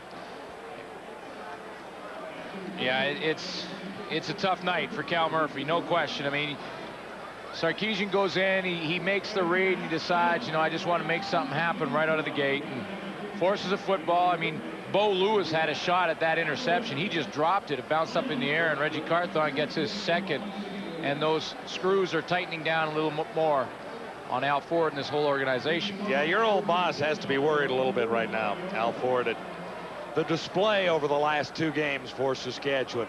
In game 1 against Calgary, the Riders were in it. They didn't come close, but they played better football. Last week, they were horrible in the second half. And they're not looking too crisp here tonight. Drummond again for lots more yardage. Well, it's a team that, you're right, they went in a game in week 1 against Calgary, and they put together a pretty good effort. They really felt like when they watched the tape that the guys really played hard, although they lost. Last week, Cal Murphy, I mentioned earlier, said it was an embarrassment because not only did they make mistakes, they also showed a lack of effort. And when there's a lack of effort, then you're questioning a player's heart. Now it changes things, and it makes it very difficult for a head coach. Nora this time trying the right side. Are you questioning the effort of the Roughriders here tonight? Well, I've seen it a couple of times. I thought on one of the interception returns. I'm not necessarily. I mean, you have to really, it's tough to tell when you're watching a game live whether or not each guy is hustling on the backside or is everyone taking care of their responsibilities and doing the extra step. You have to see the tape to be able to evaluate that. I watched the tape from their last week's game, and that's why I could see that, and that's why their coaches were saying that there was a lack of effort. Now, when you turn the ball over as much as this offense has, makes it tough on everybody, but... 2nd and 4 for Damon Allen and the Lions. Rogers had it in his hands. It would have been a tough interception, but he did get at least one hand on it. And Allen grabs him by the face mask to say, well, he almost had that one. Would have been his first one, right? It would have been his first one. Here he is over here, getting a little pressure from the outside, gets his hands up, almost makes it the interception. Like I mentioned, you thought I was jinxing Damon Allen early when I said he hadn't thrown one all year. He still hasn't. Only just. Only just. And there was no call on that face masking. Afterwards, when they were talking? No. They didn't throw a flag on it. Lou Pasaglia missed his last one, this from 48, and he's missed it as well. Wide to the left. A little something to cheer about on the return by Eric Gulliford, but not enough. Riders begin at the 25-yard line. Pasaglia has missed a couple. Our coverage of the 1999 Pan American Games begins on Saturday from Winnipeg, 11 a.m. Eastern Time. At Taylor Field, it has not been a good night for the Green Rough Riders, so we might as well stir the pot a little bit and wonder what's going through Reggie Slack's mind and what's going through the Riders' mind. He has not had a good start to the season. They came in averaging 12 points a game. Not good enough. Had a terrible night tonight, and Sarkisian is in there. Sarkisian on first down. His first pass was intercepted. His second is caught. It's Dan Farthing's first of the night. And at last, somebody found number 10. Sarkisian has another play in mind on his left arm. A lot of people feel that Steve Sarkisian out of Brigham Young is the future of this franchise. He has been compared to a guy that played pretty well here in the green and white in Kent Austin. They think that he has the ability to read defenses like Kent Austin did, and if he does, he'd be a pretty good one because Kent Austin was like a coach on the field. 30-yard gain for Farthing and Sarkisian teaming up. Sarkisian goes down this time. Antonio Armstrong got through that time and nailed Sarkisian. Been very active. Antonio Armstrong has been all over the field. Sometimes he drops, sometimes he comes. He's working on Sean Daniels, a fullback, and for the most part this season, Antonio Daniels has come after quarterbacks. He's been more of a rush end than anything, and while Sean Daniels was holding him, he didn't get the call, but Antonio Armstrong's happy about it because he got the sack, and that goes in the stats. 2nd and 16 as a result of the sack by Armstrong. Sarkisian, a bullet on target. Gulliford has another catch, and he's looked solid for the Rough Riders. One of the few bright spots tonight. It's awful hard to compare a backup quarterback to the starter in a game like this when you know the Lions defense isn't playing quite as physical possibly as they did before. They're sending some pressure. Sarkisian stands in there and delivers a strike, makes the right read. My question is, does Cal Murphy now decide that he may just have a two-quarterback system here in Saskatchewan? A runner in Reggie Slack, a drop-back passer in Steve Sarkisian. He said he didn't want to do that, but he may be forced into it. Chris Zarka made the catch there. By Monday, it's almost guaranteed we'll have a full-blown quarterbacking controversy in Regina. Well, he did say he didn't want to do that, and he said in the offseason Reggie Slack would be the starter. You know, and maybe that hurt Reggie Slack coming in. You know, you never know, and I wouldn't want to judge Reggie Slack on that alone, but he may just have a quarterback controversy on his hands because Slack's not getting it done. If Sarkisian drives for 6 here, it could happen. He may run. Now passes far side. He'll have another first down. He was awfully close to the line of scrimmage. Dan Farthing again, who's got his only 2 passes of the night from Steve Sarkisian. You know, Steve Sarkisian, even though he is a drop back passer, did a pretty nice job escaping some heat from Johnny Scott and Herman Smith, finding Dan Farthing as the relief valve over on the sideline. You know, sort of in the Dave Dickinson mode. You know, not a lot of speed, but pretty good feet and can avoid some hits. Looked to me like he might have been over the line, but we'll let him get away with that one. Sarkisian has the Rough Riders moving. Nice play action fake to Saunders. Sarkisian got nailed, and the coverage was too tight. Well, you might as well forget about play action if you're the Saskatchewan offense. I mean, forget about play action. And Sarkisian tried a little play action and got nailed because of it. But he's got a drive going. Other than that very first play when he came in, he threw an interception. He may just put a question mark in Cal Murphy's mind. Looking at 2nd and 10 now at the Lions 23. Riders still have time to make this a respectable finish with 8 minutes on the clock. Sarkisian hammered that one in, and it should have been caught. Curtis Mayfield has dropped a couple of catchable balls tonight. Yeah, and that was another one. It was tougher than the first catchable one that he should have had, but this one, Curtis Mayfield also should have come up with. And now that's been sort of the history of Curtis Mayfield. Sometimes he looks like the best in the game, and then other times he'll have a night like that where it starts bouncing off his shoulder pads.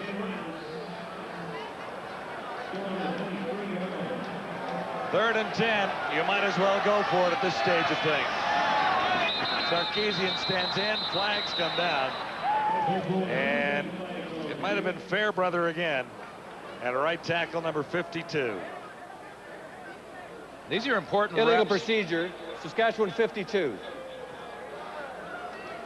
Well, that's 2 procedures for Fairbrother, 3 procedures. Well, actually 2 penalties. 3 penalties and at least 2 procedures. Yeah. There was one other infraction. The holding. We heard Cal Murphy at half say we can't win if we have those kind of penalties and those kind of turnovers, and by the looks of the scoreboard, the time remaining, he's absolutely right. 3rd and 15, and the Riders still go for it. May not be enough for the first down. The catch is made. Gulliford had it. And where did they spot it? It is a first down. These are important Just reps enough for Steve Sarkisian. Very important reps, even though this game may be out of reach. This is a chance for Steve Sarkisian to get some reps with the first group. He doesn't get a lot of these reps in practice. That goes to Reggie Slack. He'd get about 80% probably of the first team reps. Gets to work with the #1 receivers, that starting offensive line, and get some practice. Looks to the end zone. No catch. Dan Farthing was the target. The coverage was extremely tight. Dan Farthing should have had it. And Derek Lewis was down in the corner. As soon as Sarkisian got in the game, all of a sudden Dan Farthing became a factor. I don't think they were anywhere in his neighborhood. Well, conduct. BC number 17. First down. Yeah, it had to be something he said. Derek Lewis was irate in the corner down there. It had to be something he said. He thought he had an interception. The ref said he was out of bounds, and he started jumping around and yelling, and sure what he said, but he certainly didn't hit anybody or anything like that. So Mike Zarka slides in. Sean Daniels comes up. Zarka may have the strategy. This drive began 80 yards ago. First and goal to go at the Lions 6. Sarkisian has the strike and the touchdown. Mike Saunders into the end zone. And the Riders haven't looked that impressive all night. As you mentioned, the Lions maybe laying back a little bit with a rather comfortable lead, but it was a pretty impressive drive. Impressive drive, an important drive for the Saskatchewan Roughriders. This is a positive they can take out of this game. He's wearing number 32. He's a veteran. He's played hard all game. He had the one fumble, but other than that has played solid and comes up with a touchdown as a little bit of the payday. Steve Sarkisian's looked good coming in off the bench. You know, you think about Eric Gulliford. He's had not a bad game. You eliminate some of the penalties, take away 4 or 5 turnovers in a football game, this team is not as bad as it has looked tonight. And Mike Saunders has certainly done his job. Cal Murphy will be very impressed with the play of Saunders, and he's going to look at everyone else individually on this team and see who was playing hard all game from start to finish, even though they were behind. And Reggie Slack has to go back to the drawing board. He's not the happiest guy in the ball yard. No. He's awful lonely over there on the bench, too.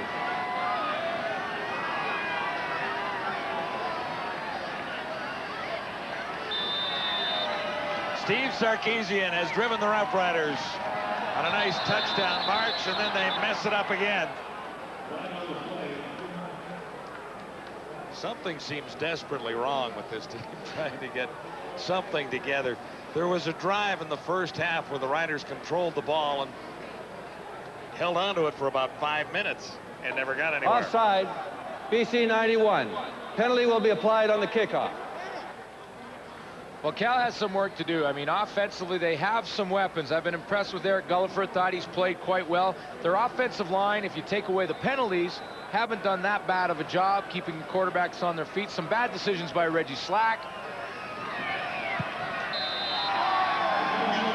And one more for the Rider total there, 32-14. Here the last touchdown from Sarkisian. Nice play to Mike Saunders.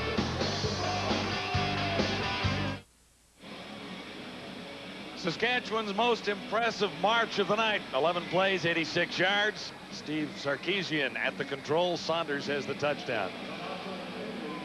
Well, Al Ford has to go back with Cal Murphy and evaluate his personnel, see what he needs to do to get better, and he has to do it in a hurry. He's got to look at his defense. He needs a dominant pass rusher. Arkell Trueluck has not turned out to be that, not yet.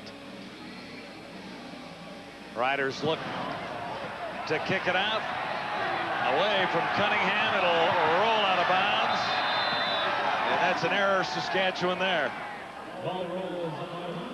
Rocky Henry with a couple of touchdown catches has made this guy pretty happy.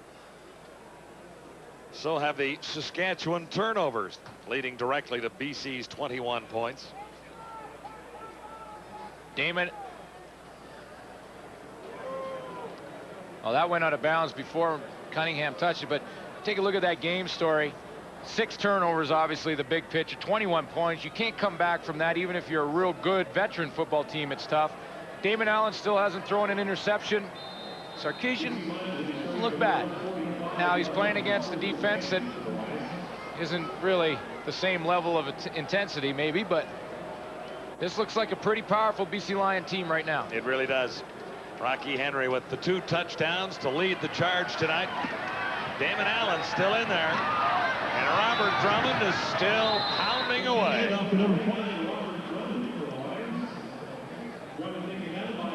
Yeah, and Robert Drummond is the big reason, maybe the main reason for the power of this team coming out of the gate. Already approaching 100 yards in this game, and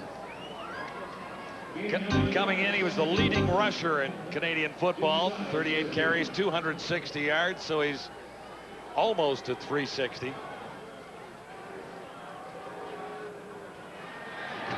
3 games. You know, the other thing you talk about with the BC Lions, and something that they've had to overcome, is a tremendous amount of pressure heading into the season. Greg Mons had pressure on him. This was a team that spent some money in the offseason. Second down repeated. It had a lot of pressure on it heading in the offseason because the Grey Cup is in Vancouver this year. They went and spent some money on free agents, and that put a little more pressure on them because they said, you know, other teams have tried to buy a team and haven't been able to have any success. Think back to Winnipeg, who put together some free agents and didn't win more than a couple of games in a year. So there was a lot of pressure heading in for the BC Lions, and they had to get a good start to get some fans back, to get the pressure off them, and they've done just that. Well, this is a pretty fine football team facing 2nd and 11 here with Allen still in there. Another penalty flag is down. Cunningham has another big catch in front of Eric Sutton. and will check out the infraction. Yeah, and you start to wonder when you may see Damon Allen out of there.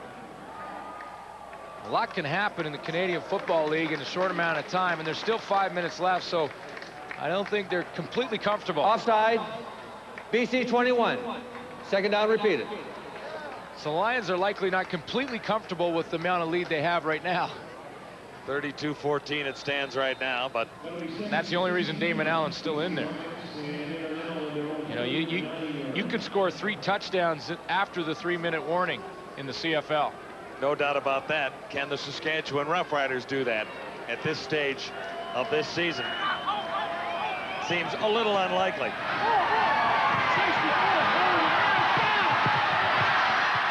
Look at Allen buy some time and then fire it out of bounds.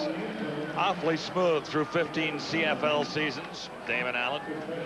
Well, we talked about Arkel Trueluck and how quiet he has been.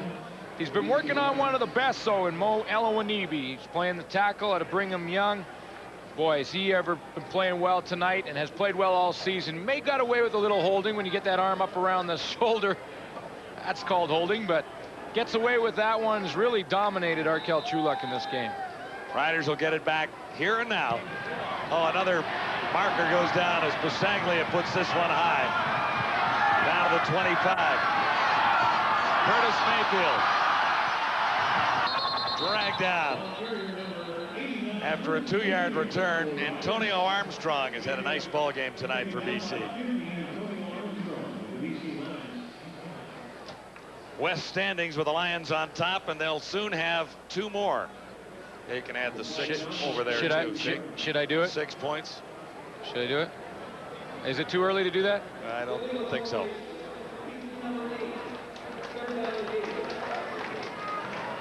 He's excitable and emotional. And on the other side, he's just grumpy right now.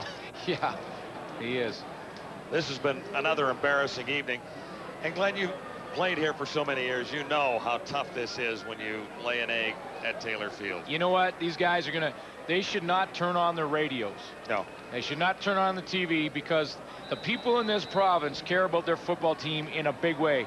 And if you turn on your radio and you're out for it, or you're one of the players out there, your ears will be burning. Curtis Mayfield out to the 50 on the return. So Steve Sarkisian heads out again. Argo's got on the winning side tonight. A thrilling victory over the Tiger Cats. Last place stuff there. 24-21. So yeah, congratulations. Yeah, congratulations to Jim Barker and the Argo organization. You know, thought they probably deserved one in the first game of the season versus Montreal, and then lost a tough one in Winnipeg, and then came back with their first win. So this is how the East looks. Ticats have lost 2 in a row, and that's an interesting story after a hot start and all kinds of rave reviews. Bombers have a win as well. Sarkisian wrapped up and thrown down. Yeah, the Bombers have a win. Now they've struggled a little bit out of the gate too, but in that East Division now, other than Montreal, it's quite a race. Yeah, it'll be a scramble, or it could well be a scramble with 3 teams with 1 win each. Right? Oh yeah. There's a lot of football to be played in that division. Closing in on the 3-minute warning, a long night for the Rough Rider faithful at Taylor Field. Steve Sarkisian has taken over for Reggie Slack. Had a long night. Sarkisian steps up, fires, headed into the hands of a receiver, Eric Gulliford, and he couldn't bring it down.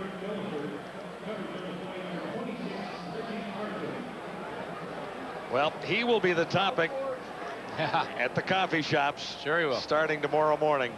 I've always said, Glenn, that the most popular Saskatchewan Rough Rider is always the backup quarterback. Everyone figures they can do it a little bit better than number 1, and Cal Murphy will have to solve that situation soon. CFL Live, the 99th season continues with a doubleheader Thursday. Calgary Stampeders, Montreal Alouettes. Molson Stadium in Montreal, that'll be fun, and so should Winnipeg versus Damon Allen and the BC Lions following in doubleheader Thursday on CFL Live. And the signs are out at Taylor Field. Well, I think you might just make it.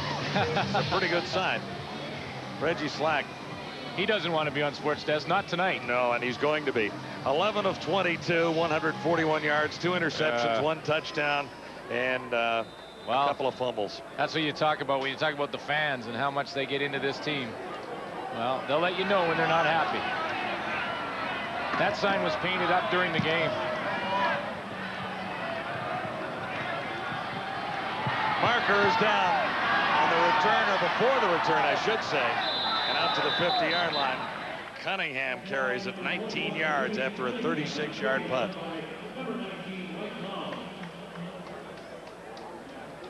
Greg Monge, you know, you think about what he has done with his team, get them back on track and continue where they left off last year. Rocky Henry is a pretty good night, a couple of catches and 2 touchdowns. That's pretty good average. Greg Monge now is looking at his 9th win in a row in the regular season, which ties his CFL record. And you know, they're big wins for a couple reasons. Talked about the pressure, but I also talked about the fact Holding, that BC 33, first down. It's also Western Division teams. He's played all 3 in the West now that he's going to have to play. Has the leg up. And he has won all 3 now. So what you're saying here is there's 6 points in the standings, 12 points because it's Western teams, because it's a 4-point game. The 2 you get, the 2 they don't get. Kari Jones goes in for Damon Allen here. And Allen gets a well-deserved rest. Jones does not have substantial numbers. 1 of 1 equals 11 yards, but that makes it perfect, I suppose. Damon Allen can put together another great night. 3 games now without an interception for Damon Allen. 259 yards. Well, I take that back. I thought you might have jinxed him by bringing that up in the opening half, but he got away with it. Rogers had an opportunity. Yeah, he was close. Tonight. He was close. But you know, how many passes today did Damon Allen throw out into the stands? I'd say probably 4 or 5. Yeah. And that's why he makes good decisions. Kari Jones on the run, turns the corner, and he'll be a little short of the first down, perhaps, depending on where they spot this one.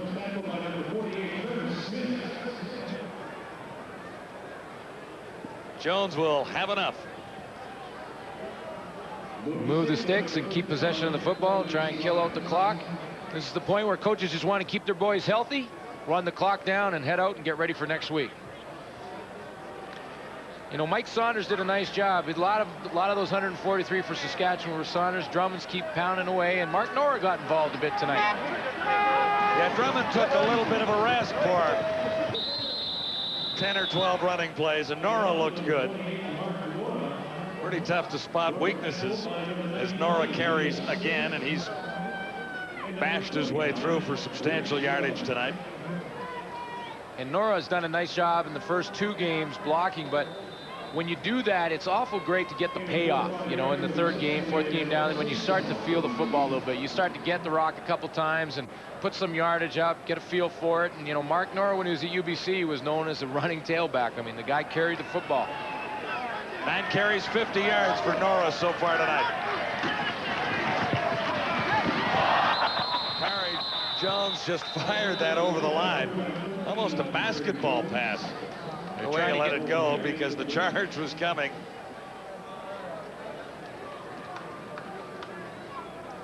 And he gets a pretty big hit. They were coming with everybody, and they trying to get the shovel pass to Nora. He was going to slip across. He wasn't there because he was tackled, and Gohari took a pretty big hit.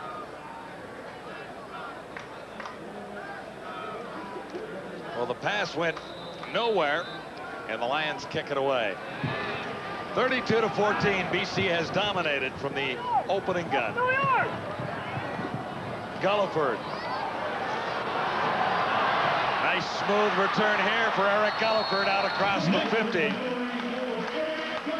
Yeah, he's less than a minute to go. He's another one of the positives. Damon Allen on a roll, playing great football. And one of the leaders tonight, Damon Allen with the big night. Drummond had one in. All of a sudden, Eddie Brown is back in the picture for the BC Lions. And Boy, you get all those weapons going. Not to mention Rocky Henry catches 2 touchdown passes. Jimmy Oliver caught a couple.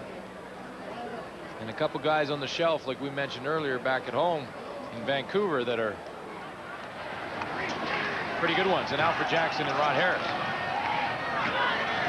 Sarkisian has Mike Saunders far side of the field.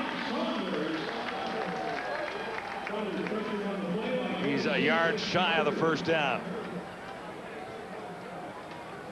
Cal Murphy is going to take the next few series and evaluate Sarkisian. That's why he's out there. He wants to evaluate him and see if there maybe should be a quarterback controversy. Well, he doesn't want it to be a controversy, but he may not have an opportunity to, of course, to prevent saying. We're kind of stirring it up a little bit, I guess. When you were here, there were quarterback controversies between Austin and Burgess. Yes, all the time. All the time. It seems like there always is here in Saskatchewan. Trying to think of the last one that was really brewing here after Burgess and Austin. And before Slack. Sarkisian has a shot at the first down on the ground. He's got it. Well, next week, when you think of who these teams play, I mean, Saskatchewan faces Toronto in week 4. Be an interesting matchup. See what happens with that one with Reggie Slack. Will he be the starter next week?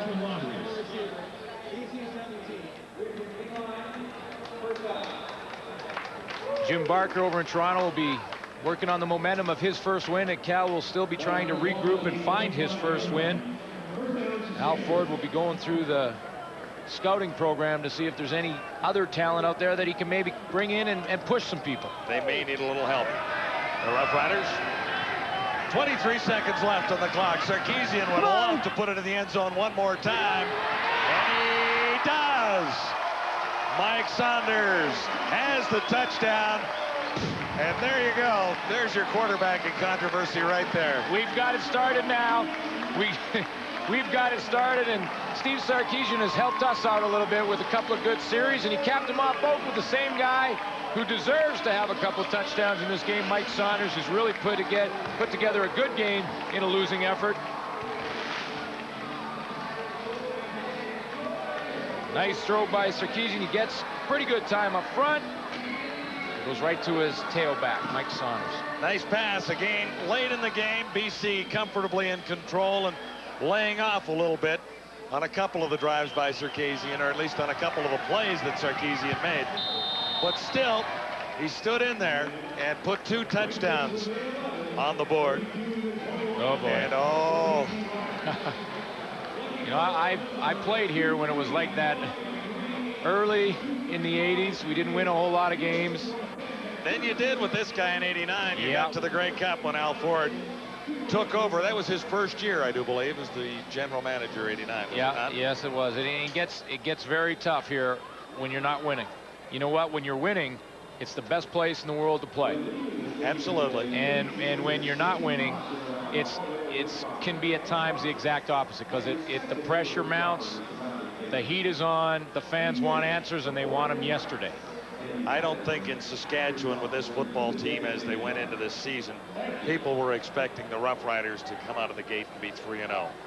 No. They wanted something more than last week, which Murphy described as embarrassing, and tonight, which for 2 quarters was pretty embarrassing football played by the Saskatchewan Roughriders. They want something more than that. They want a team that's shooting for the playoffs. Well, and that's the thing about the fans here in Saskatchewan. They're knowledgeable fans. They know the game. They spend so much time watching it. It's everything for these fans. And because they know it so well, they can tell when they have a team that competes. And I think you're right, is in that they want to see a team competing, even if Saskatchewan was 0-3 right now, but was very close in all 3 games and playing well. If you lost 2 of those games on field goals, they would be hating everybody in Canadian football right now for bad calls or whatever it was. Sure. But the fact is they've lost the last 2 games, have been embarrassing. Yeah, and they know that. Short kick out. And a big hit. Zarka might have come up with it. But they're saying otherwise on the far side. That one bare arm sliding through all those green jerseys is pointing in favor of BC. Well, I mean, they got pretty excited over there thinking they got the onside kick, but, you know, I don't know of an 11-point play. And they only have 15 seconds left, even if they did get possession.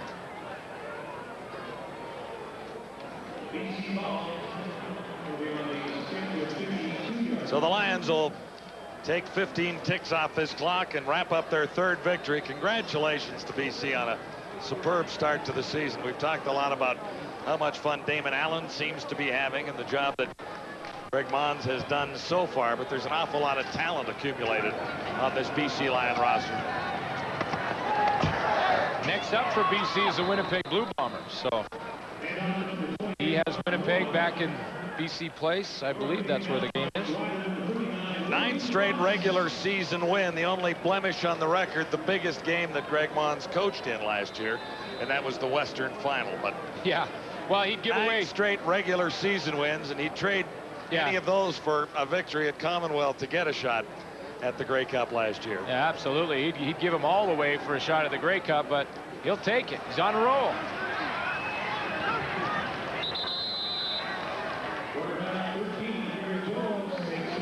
Damon Allen, another nice night, and we'll give him the Adidas game ball tonight one more time. 3 touchdown passes, 1 rushing touchdown. He was in complete control of this football game. He never hurt his teammates. He never made any crucial mistakes. He always made great decisions, spread it around, got Eddie Brown involved. Rocky Henry got a little involved. He kept drumming in the game, used Mark Nora. Damon Allen is controlling his offense right now and playing as good as I've seen him play in his career. Reggie Slack has a smile down there, but he is crying on the inside after another tough night on Adidas Friday Night Football. It's the Lions all over the Roughriders. The final 32-21. Well, we had 2 very different games tonight. The nail-biter in Toronto, and then for the folks in Saskatchewan, well, this one just plain bit. The BC Lions very impressive. The BC Lions were very impressive, and I thought as a football team, they played well. You include last season, 9th consecutive win for this team, and I thought Damon Allen, 3rd consecutive game where he was the most important factor. Things look good for the future of BC Lions next Thursday night against Winnipeg at BC Place. I like that, James. 9th consecutive regular season win. They did lose that one in the playoffs. All right, we're already looking forward to next week, where we've got more doubleheader action coming up for you. It begins Thursday, 7 Eastern. The defending Grey Cup champion, the Stamps, taking on the undefeated Montreal Alouettes. Then it's the other undefeated team, those BC Lions, hosting the Winnipeg Blue Bombers. Don't forget Sports Test. Jays continue to roll. Coming up next, it's Motoring 99 on the network. Lions with another big performance. This has been a presentation of TSN, Canada's most watched sports network. We now join Motoring 99 in progress.